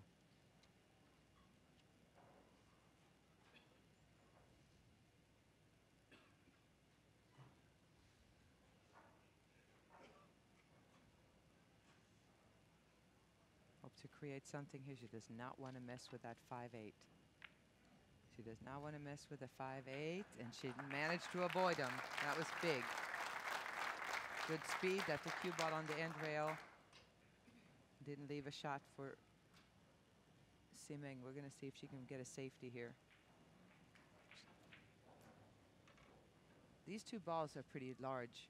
If she can get the 2 ball down at that end, keep the cue ball on this end, she has 2 blockers she can get behind there. Well, that's pretty sporty right there.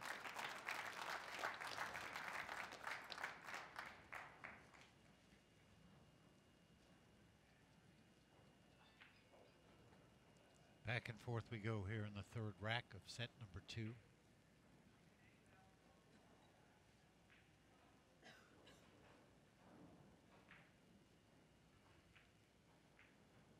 One rail kick, side cushion. There's always a chance if she gets a flush hit on this 2 ball, either 1 or 2 rails, that the 8 ball could go. Need to hit that with a little speed. This is a heck of a safety battle right here. Wow. I gotta tell you, Wow. This is strong. Both players.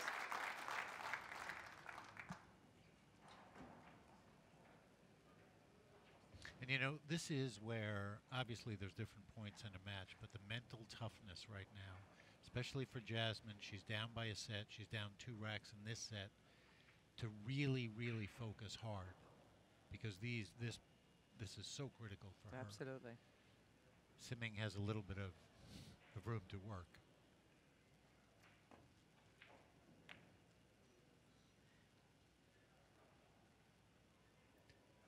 Okay, and that's where the 5 and 6 being tied up come into play too. Yeah, even Does though she have a there's shot down the rail she has there? an open shot on the 2. It looks like it will pass. It's close, but it does look like it's going to pass by. But if it does, she has, Jasmine has a lot of work to do here because those 2 balls are tied up. What good is it to make the 2, 3, and 4 if the 5 is not available, if you can't break them open? Then you're better off playing on it as safety sooner. Wonder if she can go into them now. Can she go into them now? Oh, how close. She would have loved to just tap them there. With the 3 ball being where it is, even if she would have hit them and got stuck on the 5, the 3 ball would have been right in the side pocket.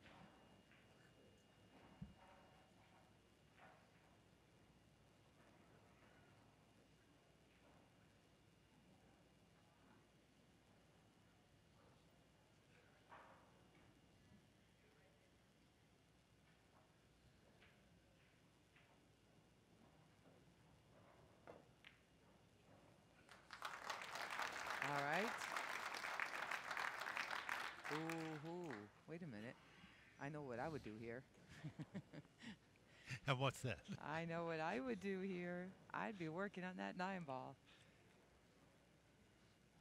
You can kind of play a 2-way shot. You can shoot the 4 ball down this way and knock the 9 ball. I don't know. It would be hard for me to pass this one up. And again, at this point, risk reward, I guess. Yeah, I know. Well, the other option is just to play a safety, roll the 4 ball up to the end rail and try to hide behind the 9 ball. You can just roll the 9 up behind the cue ball up behind the 9, but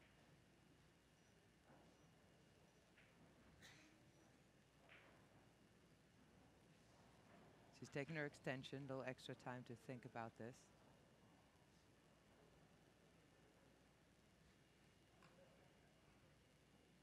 Okay, it's a touchy shot. She's got to hit it hard enough. She plays a safety and tries to hide behind the 9. She's got to hit it firm enough for the 4 to make it to a cushion, for it to be a legal shot, and at the same time hit it soft enough to hold the cue ball behind the 4. And she needs to actually snooker here, because if she doesn't, it's going to be an easy safety.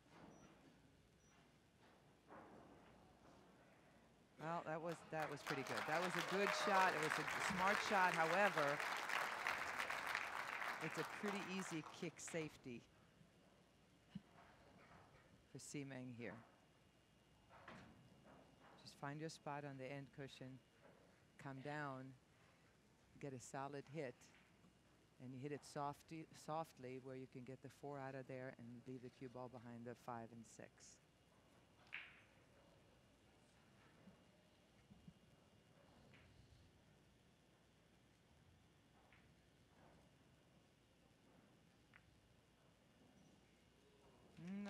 bad. She didn't hit it hard enough, but again, the 5 and the 6 being tied up, no harm done. Even if Jasmine can make this 4 ball, she cannot possibly come back and break up the 5 and the 6 right there. This particular rack has been as much of a chess match as it has been a 9-ball match. Well, again, to me, that's the beauty of 9-ball, is that it's an explosive, offensive, crazy shot, fun kind of game. But at the same time, if the table dictates that it's a safety chess kind of game, so be it. You're playing the table. You're not just, you know, playing your opponent or playing what seems like fun at the time if you want to win. Tricky shot there. Can Simming see enough of this to cut this 4 in? Still has to deal with the 5 and the 6 at some point. You bet. And with the 5 and 6 being where they are, there's no real great way of playing a safety off the 5. Maybe if you had ball in hand, but you know the 5 is going to stay pretty much where it is, which means it's going to be pretty attainable no matter where the cue ball ends up.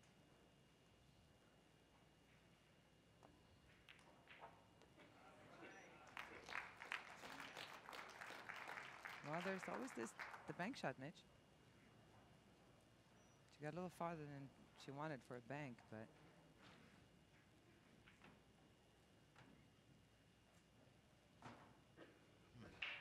I don't know. I don't even know if she can bank it. The 6 ball looks like it's a little bit farther out. Yeah. Yuck. But one way or another, the 5-6 is going to be dealt with here. Yes. You know what? I don't know if I rarely ever do this, but I may just go ahead and tap the cue ball into the 5, flush on, and then let Jasmine play a safety from there, because the fact that the 5 stays right there, I mean, I don't know.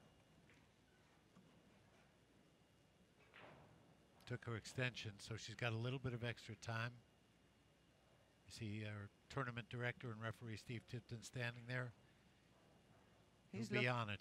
He's looking to make sure this is a good hit too if she decides to get too close. If she touches that 6 ball before she hits the 5, it's a foul.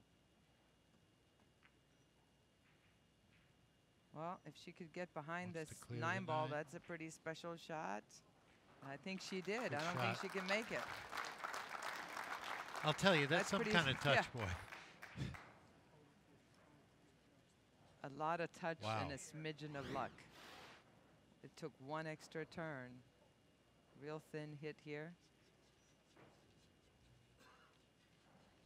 6 ball came out a little bit, where 6 ball may be in the way for a clear shot. It looks like the 6 just have her limited here. If she's gonna make this jumping, she's not only gonna have to hit it perfectly, but even better than that to avoid going into the 6 ball. You only have half a pocket with a 5.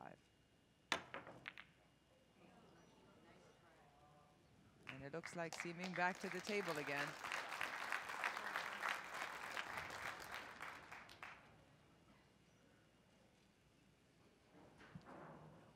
Yeah, these are the banks that you pretty much can't stand not going for. She does have some safety options here, but I think both of these players are ready to shoot right about now. And you've got a bit of an option to do a 2-way shot here if you play good speed, but she should make this. No, she didn't. And she didn't do the 2-way shot either. And she left that 5 hanging in the pocket. That surprises me a lot. Yeah. I thought that would be much more of a, not a gimme, but a lot of more of an easy shot for Simming, given the kind of shot maker she is. Yeah. I think she took it for granted. It didn't occur to her that she was going to miss it. But Jasmine is going to be forced to go rail first here, because the cue ball is on the rail, almost 9 feet away, and it looks like it's almost straight in, 2 straight in for comfort, that's for sure. So she's going to play a rail first, and she's going to have to pick her speed. I don't think she'll try to go all the way around the table. I think she would be, if she could be to the right of the 7 ball, she'd be more than happy with this. She wants it to come out. All right. All right. It's like tougher right here. You don't, obviously, this is not a good idea right there. What you want to do is try to make the 8 ball in the corner pocket. It's not hanging, but it's close enough where she should have a good chance to pocket in on this. She goes back to the safety game again.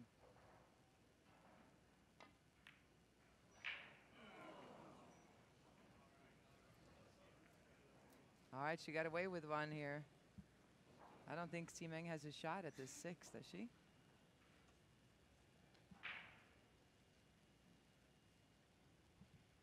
She's getting down. Okay. She looked like she was getting down so quickly that I would say yes, but. Oh, look at that.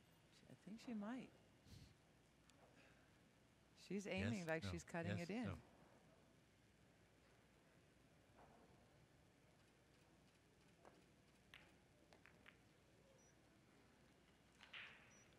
Cue ball, cue ball. Good shot.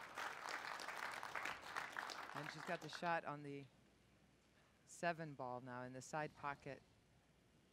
8's hanging pretty much right there. She doesn't have to do anything. Just pocket this 7, and she should be able to extend her lead to 3-0.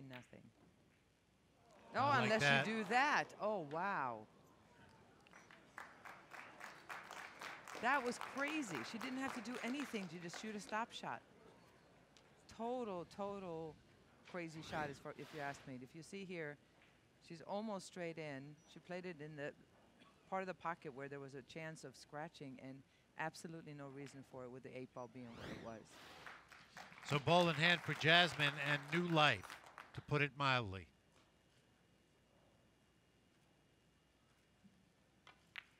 There you go.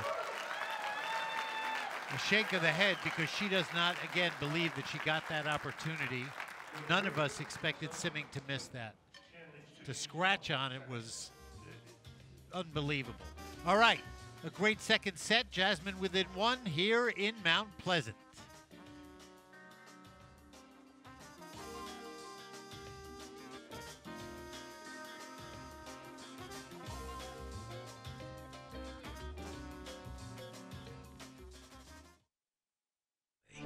It's the place we go when every day is all too ordinary. And then finally you let yourself have it all. Here they use words like luxury, and you soak it up and indulge. You reel yourself in, then you let yourself go. And with a vivid surge of adrenaline, you feel alive. Let yourself get away. Experience more at Soaring Eagle Casino and Resort. Oh, hey, you got one of those insurance apps too? You know how this thing works? No, sorry. Not an app, it's my agent. In this moment, no, I'm fine, thanks. It's good to know you have a trusted, independent auto owner's insurance agent who's there when you need them. Great. Man, I gotta get one of those. Auto Owners Insurance. The no problem people.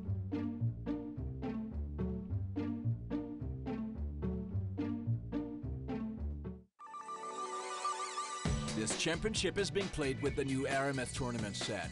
Featuring a unique molecular structure, it guarantees razor-sharp precision and unsurpassed longevity. Unquestionably the best pool balls in the world, this set is available in a TV and a value pack version, as well as in the new My Aramith Ranger of Ball and Q cases. Now you can bring and play with the best ball set everywhere you go. My Aramith, bringing new dimensions to your billiards experience.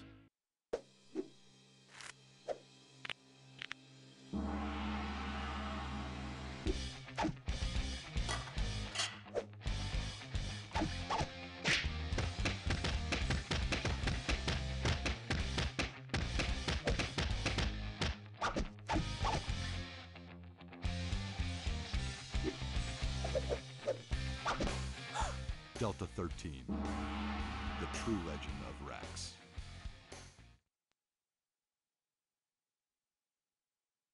The great stories this week here at Soaring Eagle was the induction into the WPBA Hall of Fame of one of the great stars that's been around for a while, the Texas Tornado, Vivian Villarreal. She told us about obstacles that she faced as she made it to the Hall of Fame.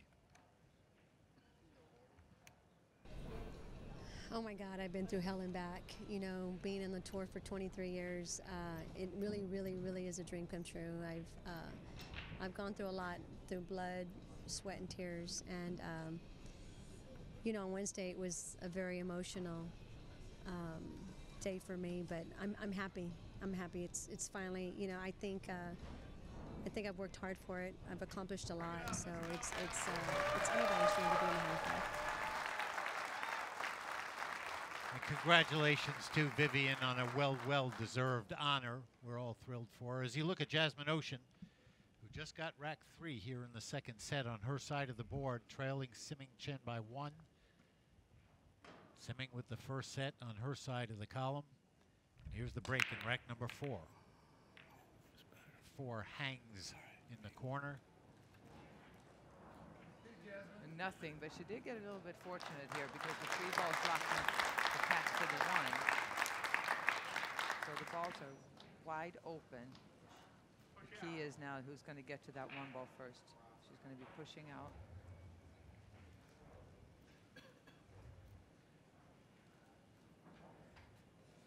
She's going to have to come to the right-hand side of the table, anywhere on the left-hand side of the table, and that will leave an open shot for Ximeng, but she's going to have to come on the lower part of your screen, anywhere in this area. Just push the cue ball to some place where you don't want it, you know, you don't mind having to shoot it if you get it back. On the other hand, if they decide to shoot it, you don't want them to be able to put you down. And again, she's pushed kind of to a spot where it's 50-50 if I'd give this one back too. Jasmine's waiting to see. The 6 ball on the left-hand side there is a big ball. You can go ahead and play a safety. You've got some blockers there, but they're all spread out. You just got to pick what ball you're hiding behind. Off the 2. No. Again, decisions, big part of this game. And another great opening for Jasmine. The table is wide open. Ximeng knows that this is Jasmine's chance to tie it up 2-2 here. Big turnaround in this set. One ball in the side pocket.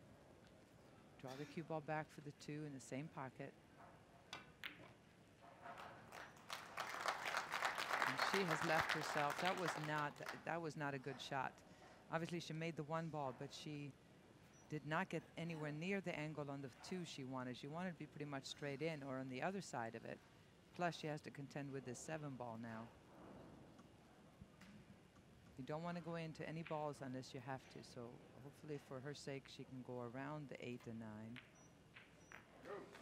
No, yeah. All right, she's not making it easier on herself here.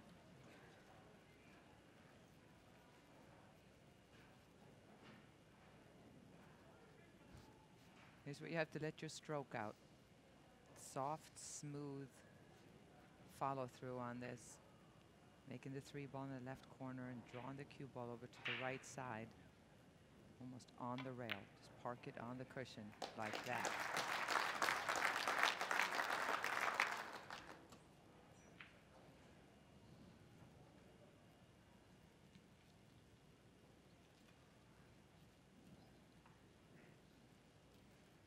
Take a little extra time, make sure she's not kind of sort of playing position, but really pay attention where you want to be. All right, she's left herself a long shot, but as you can see, it's a great angle. It's almost straight in. Go ahead and just hit and stick. Nice, smooth backstroke to shoot a stop shot right here, and she'll have a good angle on the 6. Don't have to do anything with the cue ball.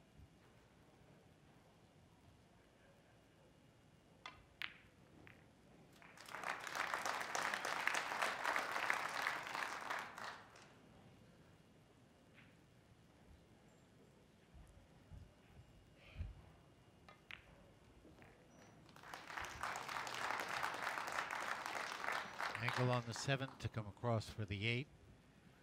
Getting into a little bit of a flow here is Jasmine. It's kind of a mirror image from the last set, isn't it?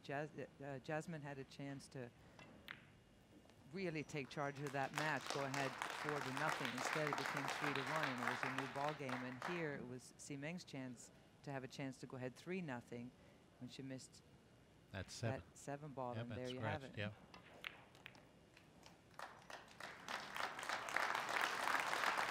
To come straight back on the 9. This to tie this second set up. Oh. There you go, rattles it a little, but she'll take it. A little bit of a smile like, really? Really? And the crowd loves it. They so want a close match. And Jasmine is a bit of a crowd favorite anyway. She's very open. She's fun to be around. You can see in this shot right here how the crowd erupts because they thought for a second it was going to miss. She overcut it just by a hair, but just enough to where she actually managed to make it. You know, I've talked a little bit in what matter we can actually speak. The fact that I don't speak a lot of Chinese and Simeng doesn't speak a lot of English. She's very, very sweet. Very sweet. Everybody knows her. She's a great person, but her personality obviously doesn't come across so much because of the language barrier. So I think that there's a lot of people in here that have Jasmine as a crowd favorite, and they're familiar with her, and she won it in 2011. So. And you know, we mentioned before about Simeng's great record, and that people might not be that familiar with her here because she hasn't played here that much, but she is indeed, according to the World Pool Billiard Association, the #1 ranked player in the world at the moment, according to the WPA. To give you an idea of the strength of the Asian players, the top 3 in those rankings are Chinese, then Ga-Young Kim, Kelly Fisher, Allison Fisher, Hall of Famer, is #8, Jasmine Ouschan #20 on the WPA rankings. Not to be confused with the WPBA, which is the Women's Professional Billiard Association that we have here in the United States. The world events travel, and the last few years have all been, a majority of them have been in Asia. And thanks to Allison Fisher for reminding us of those WPA rankings. It's a great point. It's a long way to go over there. The fact that a lot of the tour has moved over there now, and a lot of big-time sponsorships, big-time television.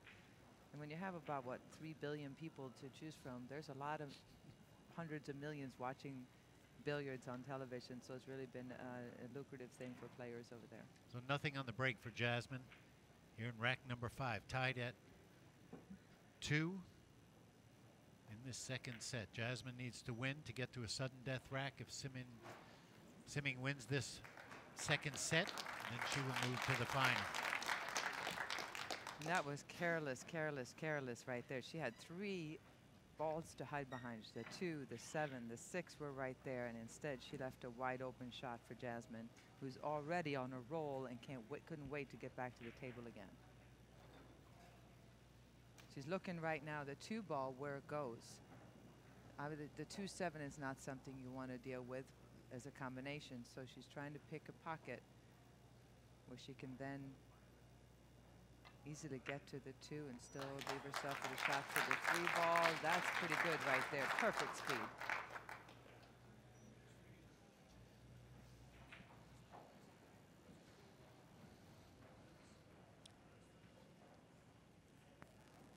Try to remember to stay with the cue ball.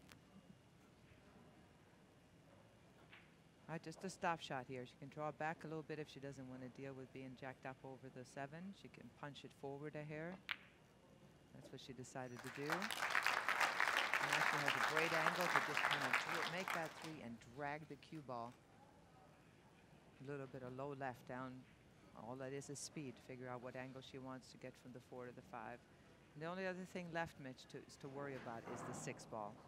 It's a little bit guarded there, as you can see by the 7. So you really have to make sure you get exactly where you want on the 5. Most players think 3 or 4 balls ahead when the table is open, and there's always seems to be 1 or 2 trouble spots, and the only trouble spot she really has here is that 6 ball. So it becomes an easy situation if you get perfectly on the 5, but if you don't, it can really cause some trouble.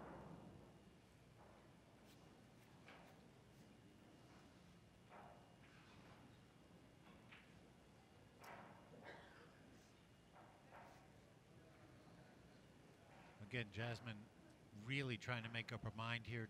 Looked over at the clock. She'll do it again, takes her extension. Yeah, she was down to 14 seconds. You don't want to rush this. This is a big decider.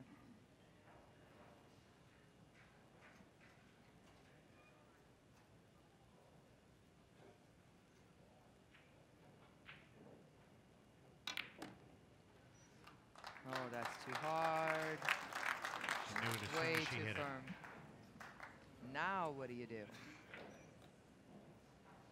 Now what do you do? She's got another 45 seconds on the shot clock. Now we're going to see here. Do you cut this in? Do you play a safety? She could just roll the cue ball up, hide that cue ball behind the 9, but that's going to be hard to do. You can see here she just overpowered it, drew it way too far. Because making the 5 ball, even if you come up with a super shot, cutting the 5 ball backwards, not going to do much good because you can't get on that 6 ball.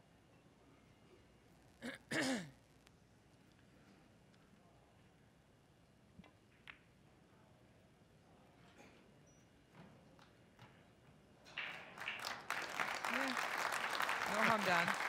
Yeah. How'd you feel about that safety?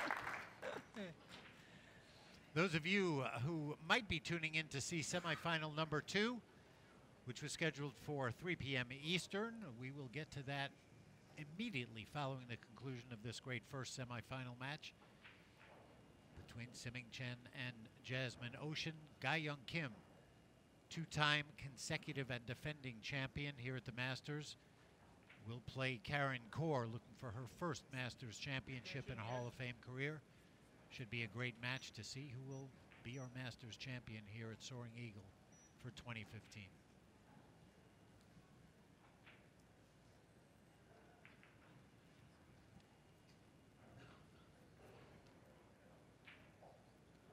Well, the danger here is that you get too firm or too full of a hit to where you knock that 5 ball out and make it available in the side pocket.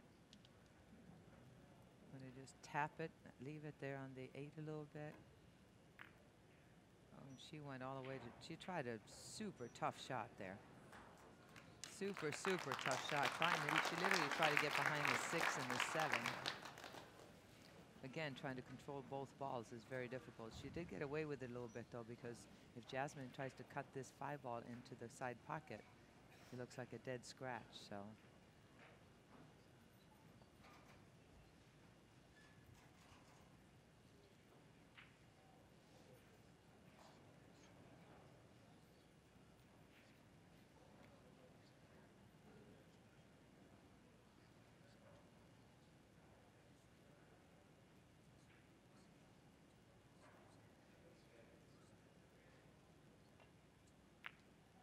Wow.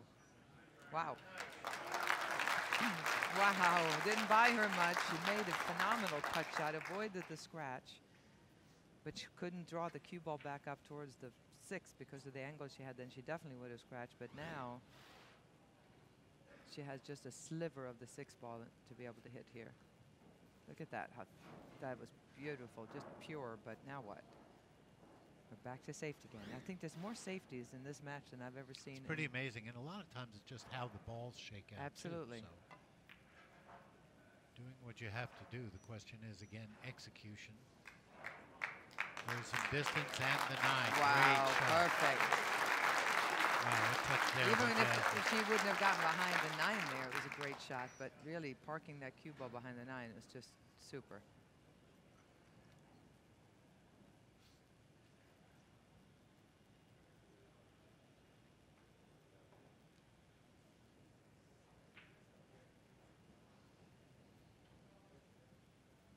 All right, 1 rail kick. Could go 2 cushions.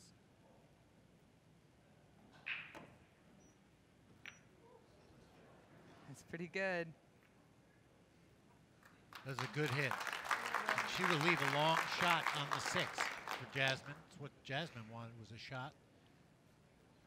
Not an easy one. Down over it quickly.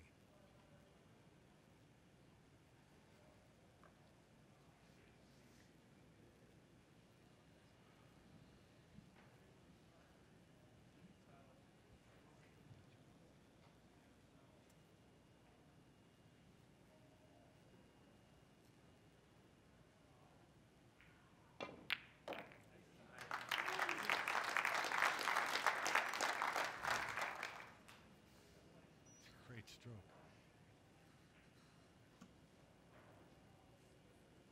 Still a lot of work to do here, though, obviously.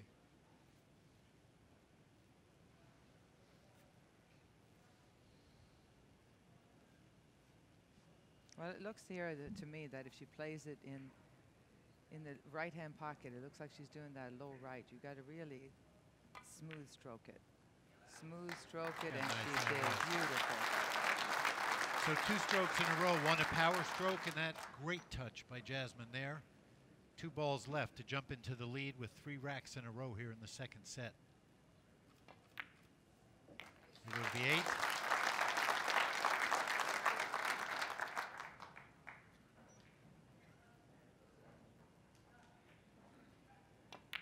And there goes the 9. Mental toughness. We heard Jasmine talk about it before. First 2 racks of this second set to Siming Chen. Jasmine comes right back with 3 racks in a row of her own, up 3-2. Remember, it's a race to 5. If Jasmine wins this set, we'll have a sudden death tiebreaker, 1 rack. If Siming wins, she moves to the final. Look at this 9, the final 9 of rack 5. No problem. It takes it out of you. You can tell. Just that look by Jasmine, that was a really, you know, the safety battle that you were talking about and the back and forth of it all is really wearing. I mean, there's a different philosophy and different feeling to shooting offensive shots and the strategy of safety play. Yeah, and it's interesting too because everybody wants you know you love shooting offensively and running out, coming with a big shot. It takes a lot of restraint to go ahead and get in there. You have to be so patient because sometimes you have an open shot and you go, oh, I want it, but you know the smarter shot is to play safety. You just have to go with your knowledge more than your gut more often. Sometimes you got to give it a flyer, but both of these players are willing to be patient and willing to fight into the lead. So it's kind of a fun, interesting match. Both players are making the ball on the break as often or more than they're not, but neither one seemed to be able to get a good shot after the break. 8 went in the corner in that one. 1 ball, you can make that down here, come across to this side, or perhaps even back out for the 2 ball. It depends on if she wants to let her stroke out and hit it with some speed or if she just wants to kind of spin it. I think she's going to go across and back out again with this angle that she has.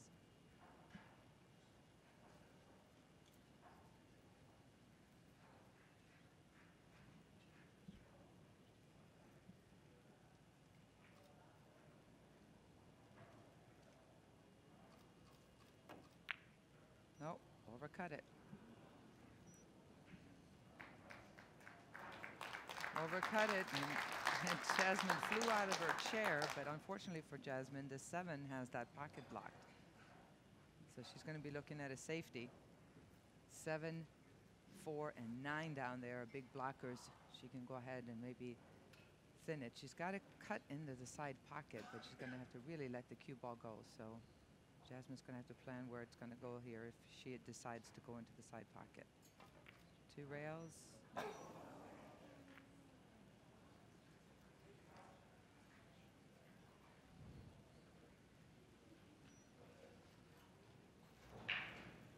Back to the table comes Siming Chen.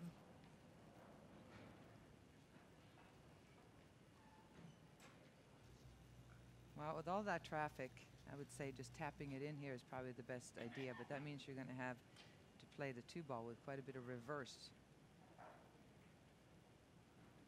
if you don't come out. Just go ahead and tap this in. 3 balls right there, the 2 ball, easy to get to the 3.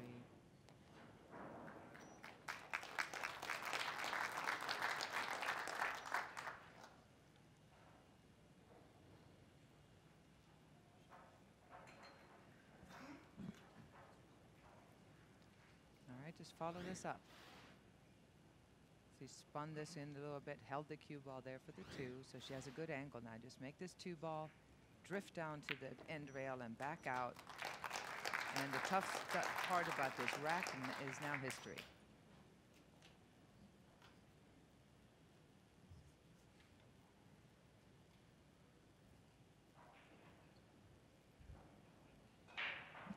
So now it's keeping her composure and playing each shot. Again, she came through undefeated to this semifinal match this week, earlier the double elimination portion of the tournament. And literally, all everybody was talking about was, does she ever miss? Does she really miss? So we've seen a little bit different side of simming this semifinal so far. It's good for me to watch because now I'll remember this next time I play her as opposed to what I had to deal with here. And I think all the other players in the audience are saying the same thing. Wait a minute, she does miss. But what we spoke about at the top of the show was, how is she going to handle the pressure? Coming here, playing in a different format. And it is different. I don't care what anybody says, playing on Thursday, Friday, and Saturday compared to the single table format under the TV lights. Big crowd that, in her case, may not be rooting against you. They're not familiar with her. You're playing one of the crowd favorites. And that pressure is, can weigh on anybody. And as calm and cool and collected she always seems, she's still just 21 years old and she has a lot of learning to do. But it looks like she's loosened up that stroke a little bit, though. She's going, I'm not just going to give this to you, this set. She says, if I can finish it now, I'd much rather do that than a sudden death game.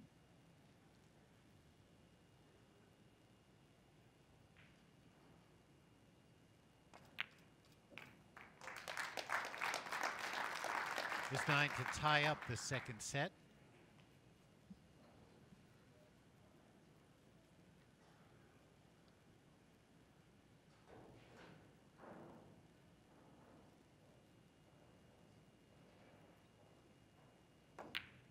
There it goes.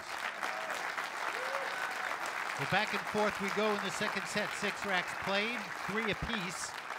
Race to 5. Should Simming Chen win this set, she will move to the final. Jasmine wins. We have sudden death.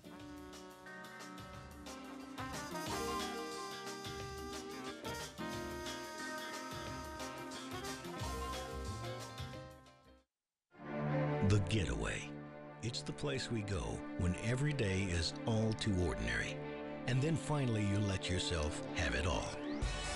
Here they use words like luxury, and you soak it up and indulge. You reel yourself in, then you let yourself go. And with a vivid surge of adrenaline, you feel alive.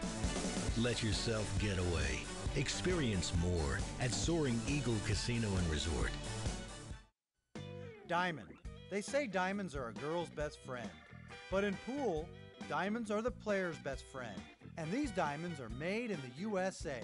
Diamond pool tables, designed by players for players. Diamond is the official table of professional pool. To get your Diamond pool table, call 812-288-7665 or visit us online at diamondbilliardproducts.com. Play with the best. Diamond. In this moment, it doesn't matter if you save money in 15 minutes. It doesn't matter if your neighbor has the same insurance that you do.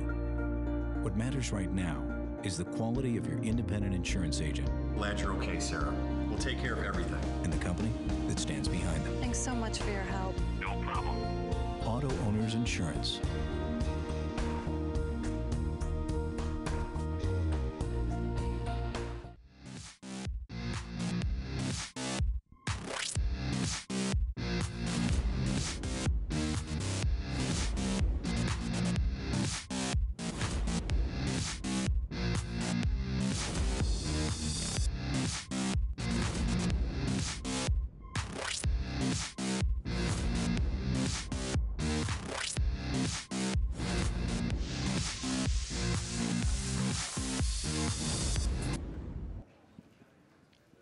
Back here at the beautiful Soaring Eagle Casino and Resort in Mount Pleasant, Michigan, Mitch Lawrence and Hall of Famer and 2012 Masters champ Ava Lawrence, the striking Viking. Jasmine Ouschan at the table. Rack 7 of our second set, tied at 3 in this second set. Simming Chen won the first set.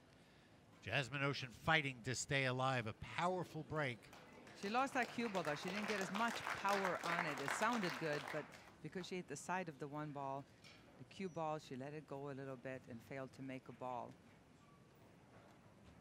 Simming has got to work hard out for her. The one ball is way at the other end of the table and pretty much center table.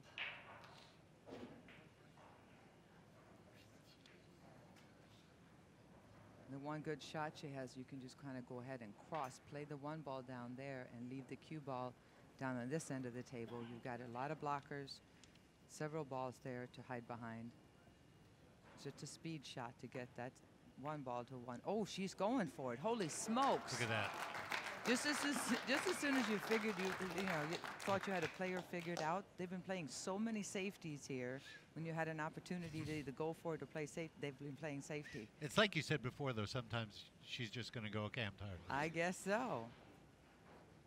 That's an unbelievably thin cut past the 6 ball. Plus, you have to let the cue ball go, which is risky. Because you don't know if it's going to glance off another ball and go. But instead, she got this shot on the 2 ball. And now she's going to play safe. Okay. Now we're back to normal again. I wonder, was she going to try to play it inside? It crosses your mind after that Yeah. shot on the one. I like the fight in these two, though. You know, with all the safety game, it is so much fun and crazy to watch them break, run out, and come with the big shots. But you got to admire the tenacity of both these players. They're not given any shots after the break. They're not getting the little lucky rolls of getting that open shot. They're just fighting. They're here to fight. They're not going to give anything to the other player.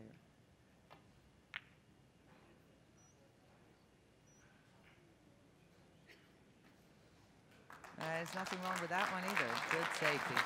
Good speed.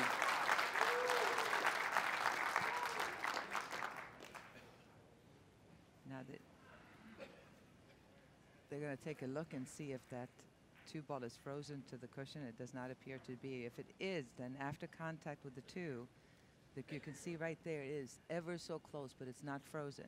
If it was, then after the contact with the cue ball with the 2 ball, one of the balls have to go to a separate cushion. That's why it was important for him to check on that. How good was that? And she got so unlucky right there. The perfect kick shot, only to have it end with a scratch off the 6 ball on the other side. And look what she's left for Jasmine. A quick end to the 7th rack. It's not perfectly straight in, but it is as close as you need it to be right here with ball in hand, where you can place the cue ball anywhere you want to. There you go. So after most of these racks being struggles and long drawn-out affairs, thanks to that misfortune by Semifinal Chen, Jasmine Ouschan with the 2-9 combination, ball in hand in rack 7, and now 1 rack away from forcing a sudden death. 1 rack for sudden death if it comes to it. Semifinal with the first set. Jasmine up 4-3 here in a race to 5. We are familiar with sudden death racks in this format. They happen often, and there's nothing more exciting than 1 rack for all the marbles, or at least the marbles to move into the match for all the marbles. There's marbles down there at Marbles the end of the road everywhere. somewhere, yeah. All right, we'll see. We'll see what's going to happen here. Steve Tipton, our tournament director and referee, racking the balls up. What could be the last time in this set. If Jasmine can take this. Now, if Semifinal manages to win this rack, we will be tied in the 2nd set. It'll be a race to 1 for that set, and depending on who wins that, we'll see what happens after that. There's a good break. Again, both players losing the cue ball a little bit. It's constantly going. The last place you want the cue ball to go is in the bottom part of the table, because the 1 ball always goes up table. So it's interesting that neither one of them have gotten a really good hit holding the cue ball in the center of the table or coming backwards. See here, little tiny kick by her, but nothing like the violent moves that Jasmine has on the break.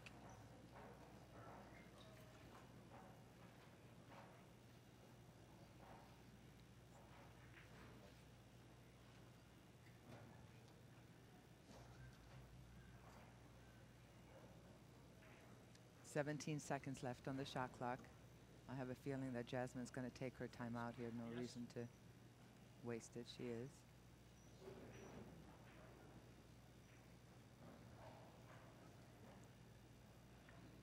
And with that, she gets another 30 seconds on the shot clock.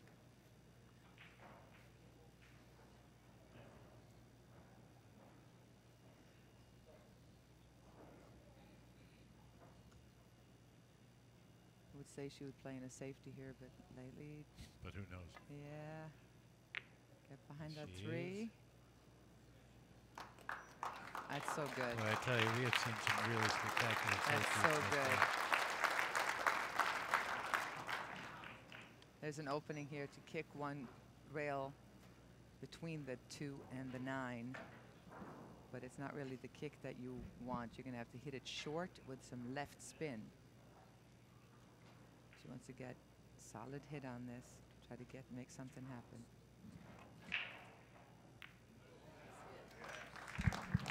Well, she surely didn't leave anything. The only thing she's done here, however, is to leave an excellent opportunity for Jasmine to come up with one of those killer safeties.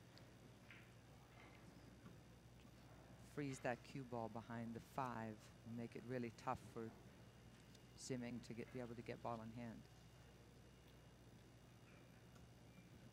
To give her ball in hand. All right.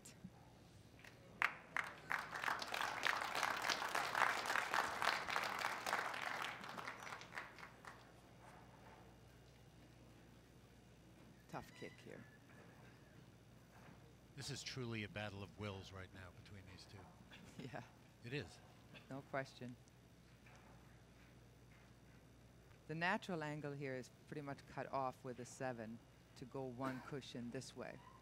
So she's looking now at coming 1, 2, 3 rails.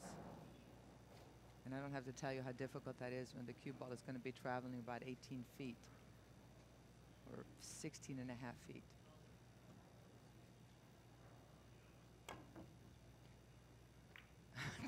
They're just too good. There is no such thing as ball in hand unless one of them get unlucky and scratches. I don't think we've seen a missed kick yet. Unbelievable. And look where she wound up behind the 4. I mean, we even got a smile out of Siming right there. That's rare while she's competing. That's rare.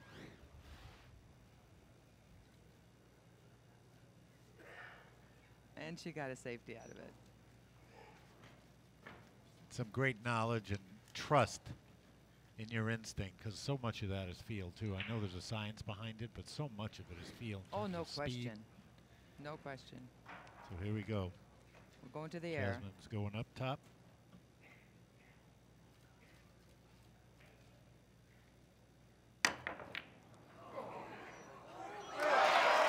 That'll work. This is, I'll take it. Seeming played a phenomenal kick shot. She knows she got a little lucky that she got a safety out of it, and now it was Jasmine's turn. A wave, and Simming, absolutely, she kind of just had a half second of stun shock, put her cue down. But there is still a lot to do. Jasmine on the hill in the second set, 4-3. Long cut on the 2. She has to hold the cue ball down. Yeah. Those are the kind of shots you want to be able to really fire, but she kind of had to really slow roll it to be able to get on the 3 ball. And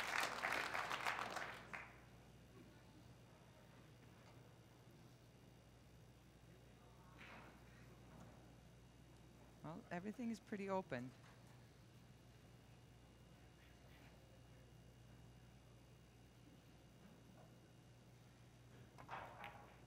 Oh no, she didn't have a shot at it. Boy, it sure looked like she did. Sure did. So she definitely had a shot, and I have a feeling that whether Jasmine can hit this or not, she's going to try to jump this if the 6 ball isn't in the way.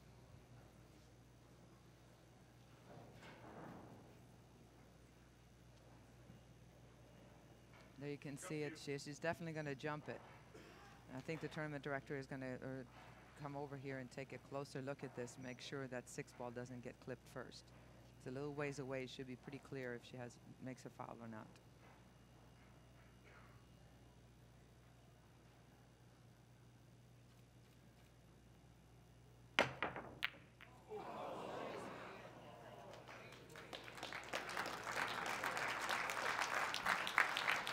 Not a bad effort. She had that. thought she made that, I think. Not a bad effort. And she left no shot here for Siming either. She's going to be playing it, definitely playing a safety.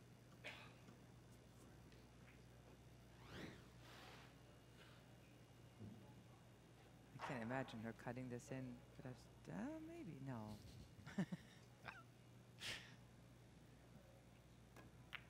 No, I didn't think so. Okay, I feel better now. I love that though. They've got The us shot confused. making Both is of so them good are that you so- go, I oh, know. she would never, would she? And then you go, well, maybe. No. Yes. And I know it gets frustrating, believe me, like we spoke of, to play this many safeties. You just want to run out. That's what players love to do. You love to run out, but it's been a unbelievable safety battle.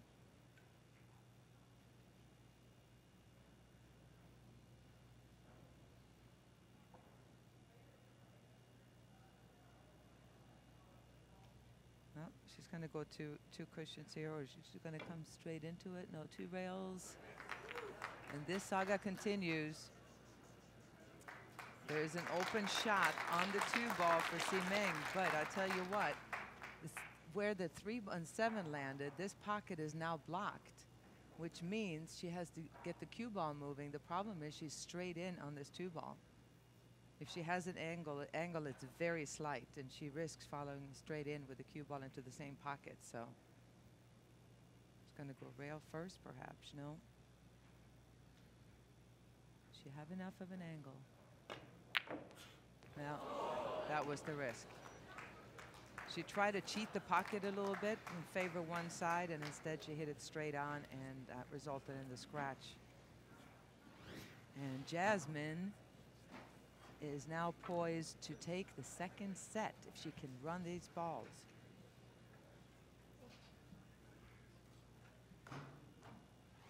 See the reaction there. That was, she did that. This is the second time she has played that, try to cheat the pocket. Last time it was in the side pocket, and this time she did it on the 2-ball. We'll see here. Jasmine, this is really the key shot of this rack, is getting on the 5-ball. She has to follow it down to get to the 4 to create an angle to play the 5-ball off table, because the pocket, it looks like it's blocked by the 6-ball.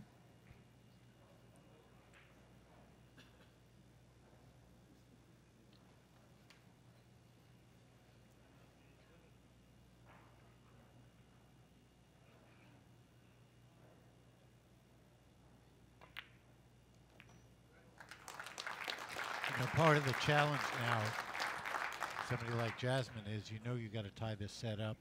You know you got to keep going. Tie this matchup, sorry. If she gets this rack and we go to sudden death, the idea of calming yourself down when an unexpected ball in hand opportunity comes. You bet. You jump out of your seat and want to go, okay, now I can get through this rack, but trying to keep everything calm and take the time you need. Well, if Jasmine can pull through this, it really, both players have really proven, oh boy, she ended up in the cushion there, but both players have really proven about the comeback, because it looked like Jasmine owned the first set, and which was won by Siming, and then vice versa in this set. But this is not over yet. Jasmine came too far. She's literally on the rail with the cue ball, which makes it a little bit trickier here. And now she's got to come out, follow this, down to the end rail and back out for the 7. She hit it well. Still a tester to go, yep, though. Still work. What looked like it was going to be almost not quite an automatic out, but a pretty easy out. Now she has created some issues here.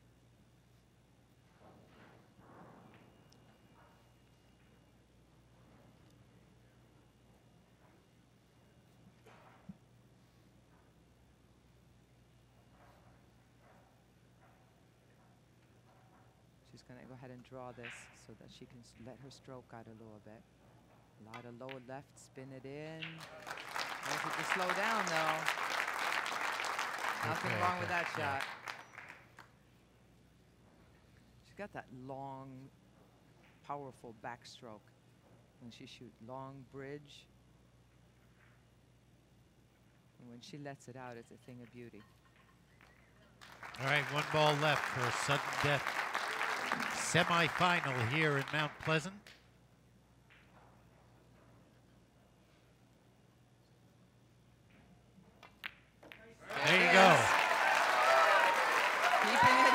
interesting.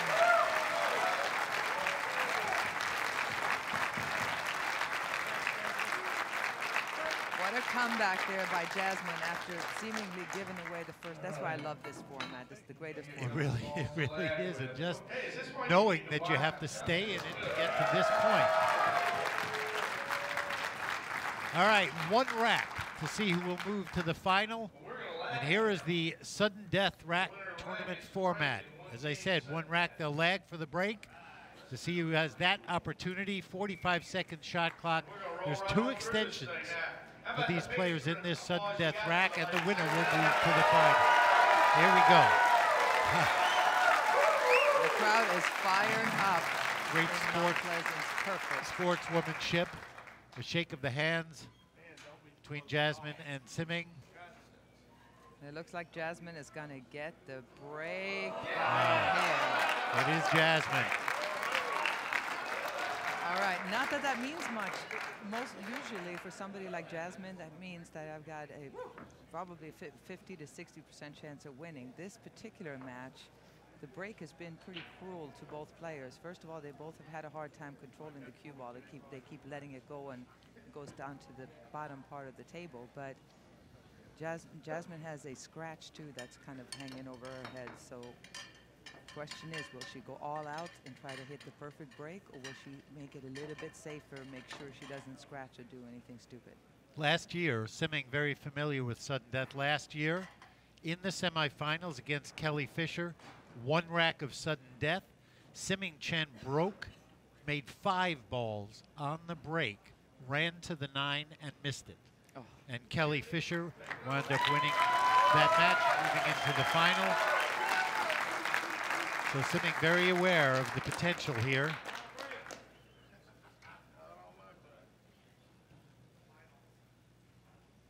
All right, we'll see her set up here. Very strong, very athletic, both legs bent a little bit. And here we go.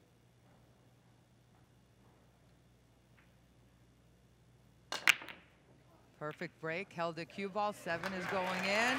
She gonna get a shot? Gonna wind up, she will. She gonna get a shot, she is.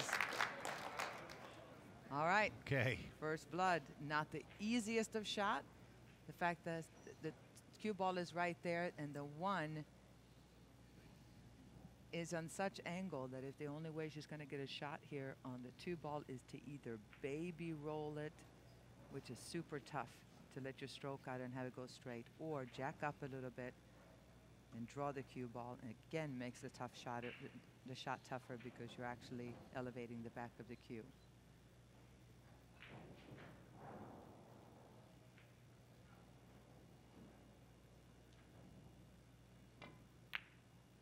All right, smart shot. She said, you know what, I'm just going to make sure I make this 1 ball. I'll get a bank, or I can go back to playing a safety again, because that's been working pretty well so far. Tell you what, she has a great safe here, Mitch. Hitting the right-hand side of the 2 ball. Overhand. Cue ball down this way. 2 ball down that way. A lot of right spin, hit a little more than half, and really focus on speed. Well, that came up short, but that's all right, no problem. Still a good, not a bad safety. She's going to be jacked up a little bit over that 4. Seems like that's in the way a little bit.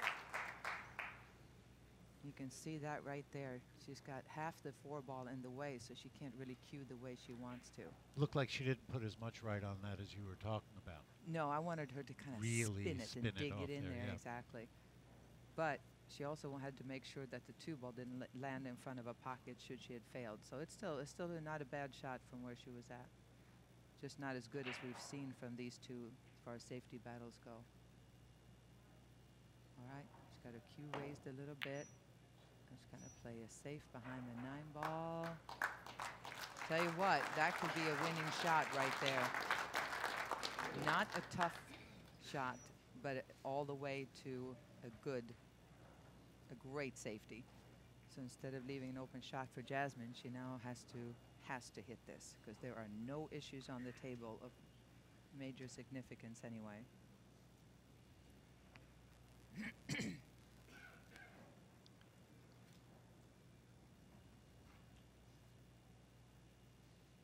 can feel the tension in the air here at Soaring Eagle. This has been a long, difficult match for both players. And to have it come down to this, none of these options, kick options, are any fun to deal with. To go to the right, go to the left, either way. The fact that the 2 ball is so far out in the middle of the table, you don't want to do that. To go 2 rails, it's tougher to judge because the cue ball is so close to the cushion. So she's going to try to come down and go 2 rails here and try to create something and try to get to safety, but it's tough to judge.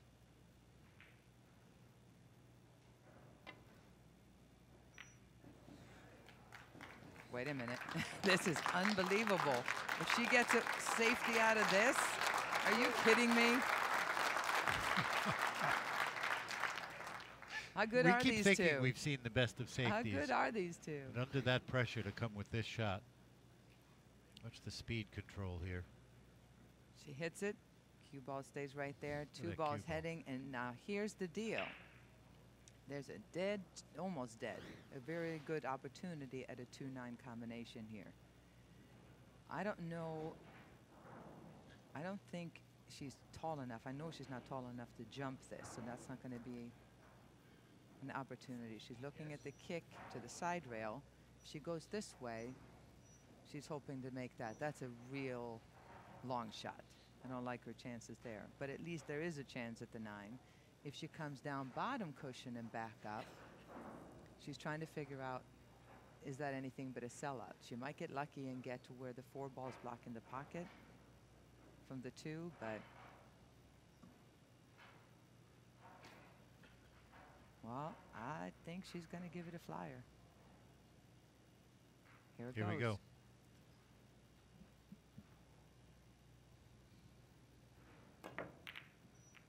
Well, she hit it. Is she going to get rewarded? No. Nope. But this is, I tell you what, the strangest match. Instead of now having an easy shot for Jasmine or a way of getting anywhere, she is a long straight-in shot on this 2 ball. The only option she has here is pretty much is to hit and stick, to shoot a stop shot, and then she's going to have to shoot another long, tough shot on the 3.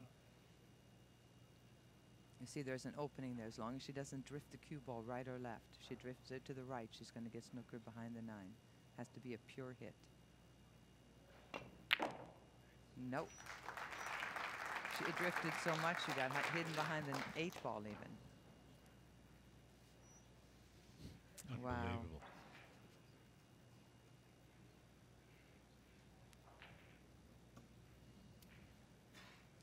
Wow, this is when you kind of want to scream. Spot. She may be able to go rail first. She's checking to see if she has enough of an angle past that 8 ball to where she can actually go rail first and clip that 3 ball in. Here we go. Just a little bit of right spin.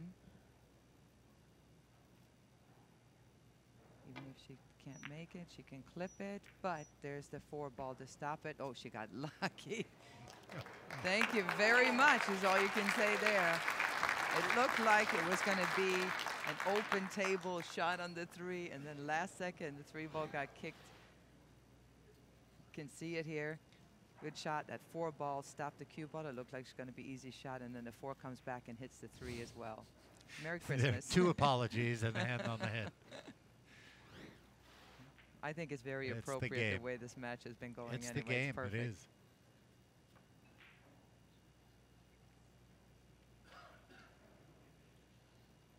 All right, this is the most aggressive side to go with. This is where you think maybe I can actually make it, or if she gets a thin hit, cue ball can go around the table. No, that's the only thing she didn't want to do, unless, no.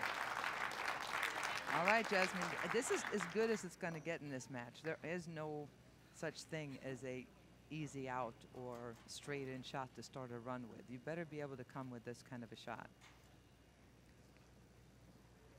3 ball here. If she can, she would love to be able to spin the cue ball around, not to have to necessarily draw it That's actually my bad. I think, no, that's it. That's it. She's going to try to come around. That 9 ball is big there too, but I don't think this is a good time to be flying at the 9, do you? No. Either no or yes. Either yes, you go, okay, you know what? You know what? I want this to be over with. Well, they've played 17 racks to get to this point in the sudden death rack. And as we said, sometimes you'll get a match. Last year in the semis, Jasmine got knocked out without winning a rack in the semifinal match against Ga-Young Kim, excuse me. And this time she's in it for the long haul, so. You know, still I insist that 9 ball's there, but we'll see here. Focus on this 3, what you want to do with the 3 ball. Oh, she's playing a safety, okay. She was lining that up, but I thought she changed her mind there. That's a smart shot. If it keeps going, it's a perfect shot.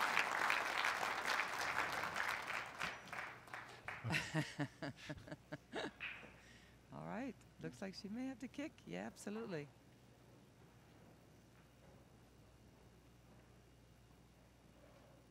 Well, for those of you who are actually watching this, wanting to learn the game, learning the on the defensive, obviously, but you can't learn much more than this. There's some amazing safety plays, kicking, kick saves that I think we've ever seen from both players.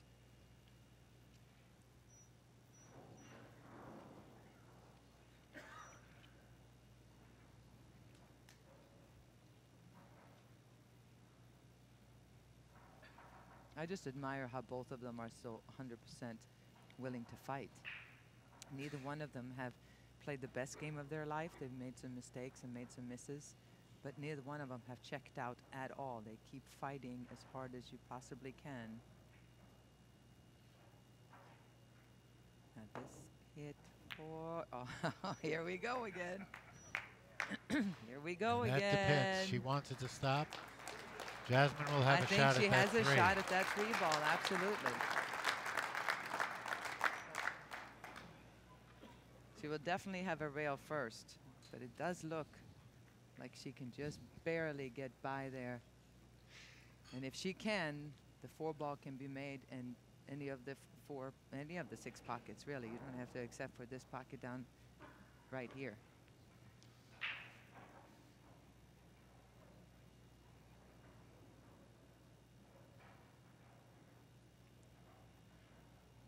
She may be going rail first.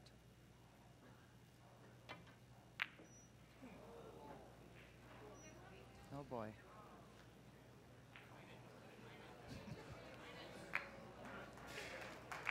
It's not far from over yet. For sure.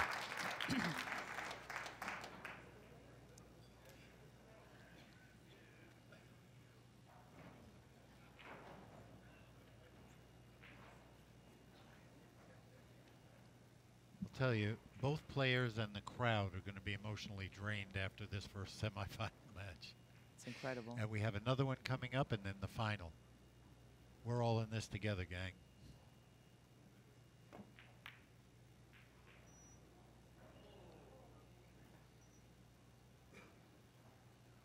All right, Jasmine. Just another long, tough shot on the 3.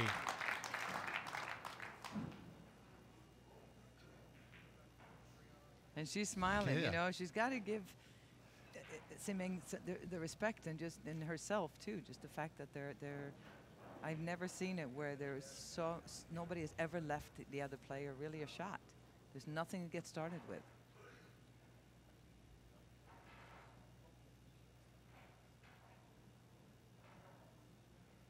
Patience, patience, patience. 9 ball, 9 ball, 9 ball. How did she hit it? How did she hit it? There's your shot right there. I love it. What an end. A quick, brutal ending for Siming Chen. And a fantastic end for Jasmine Ouschan. Wow.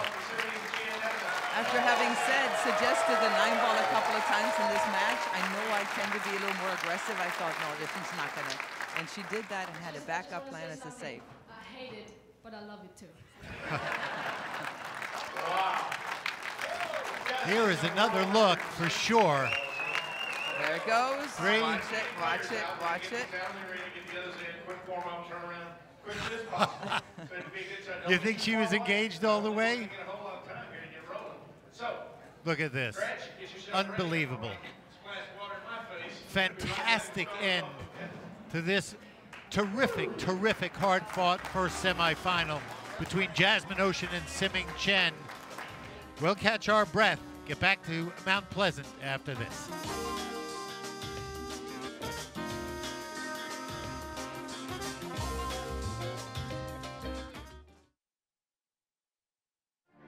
The Getaway.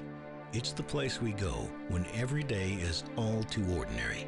And then finally you let yourself have it all. Here they use words like luxury, and you soak it up and indulge. You reel yourself in, then you let yourself go. And with a vivid surge of adrenaline, you feel alive. Let yourself get away. Experience more at Soaring Eagle Casino and Resort. This championship is being played with the new Aramith tournament set. Featuring a unique molecular structure, it guarantees razor-sharp precision and unsurpassed longevity. Unquestionably the best pool balls in the world, this set is available in a TV and a value pack version, as well as in the new My Aramith Ranger of Ball and Q cases. Now you can bring and play with the best ball set everywhere you go. My Aramith, bringing new dimensions to your billiards experience.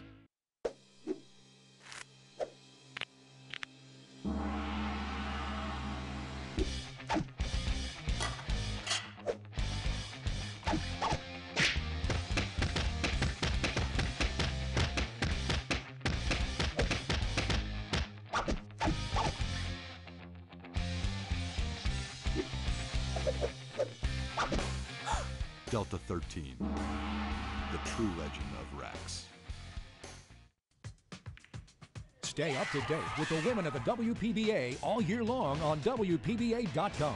Get player information, find out about upcoming events and more. Log in and visit the video archive section and watch over 50 matches dating back to 1995. While there, take advantage of the new affiliates program. Shop, save, and support the WPBA. Save money with over 90 affiliates on travel, home and sports, apparel and accessories, business and office, food gifts, and more. WPBA.com, home of the Women's Professional Billiard Association.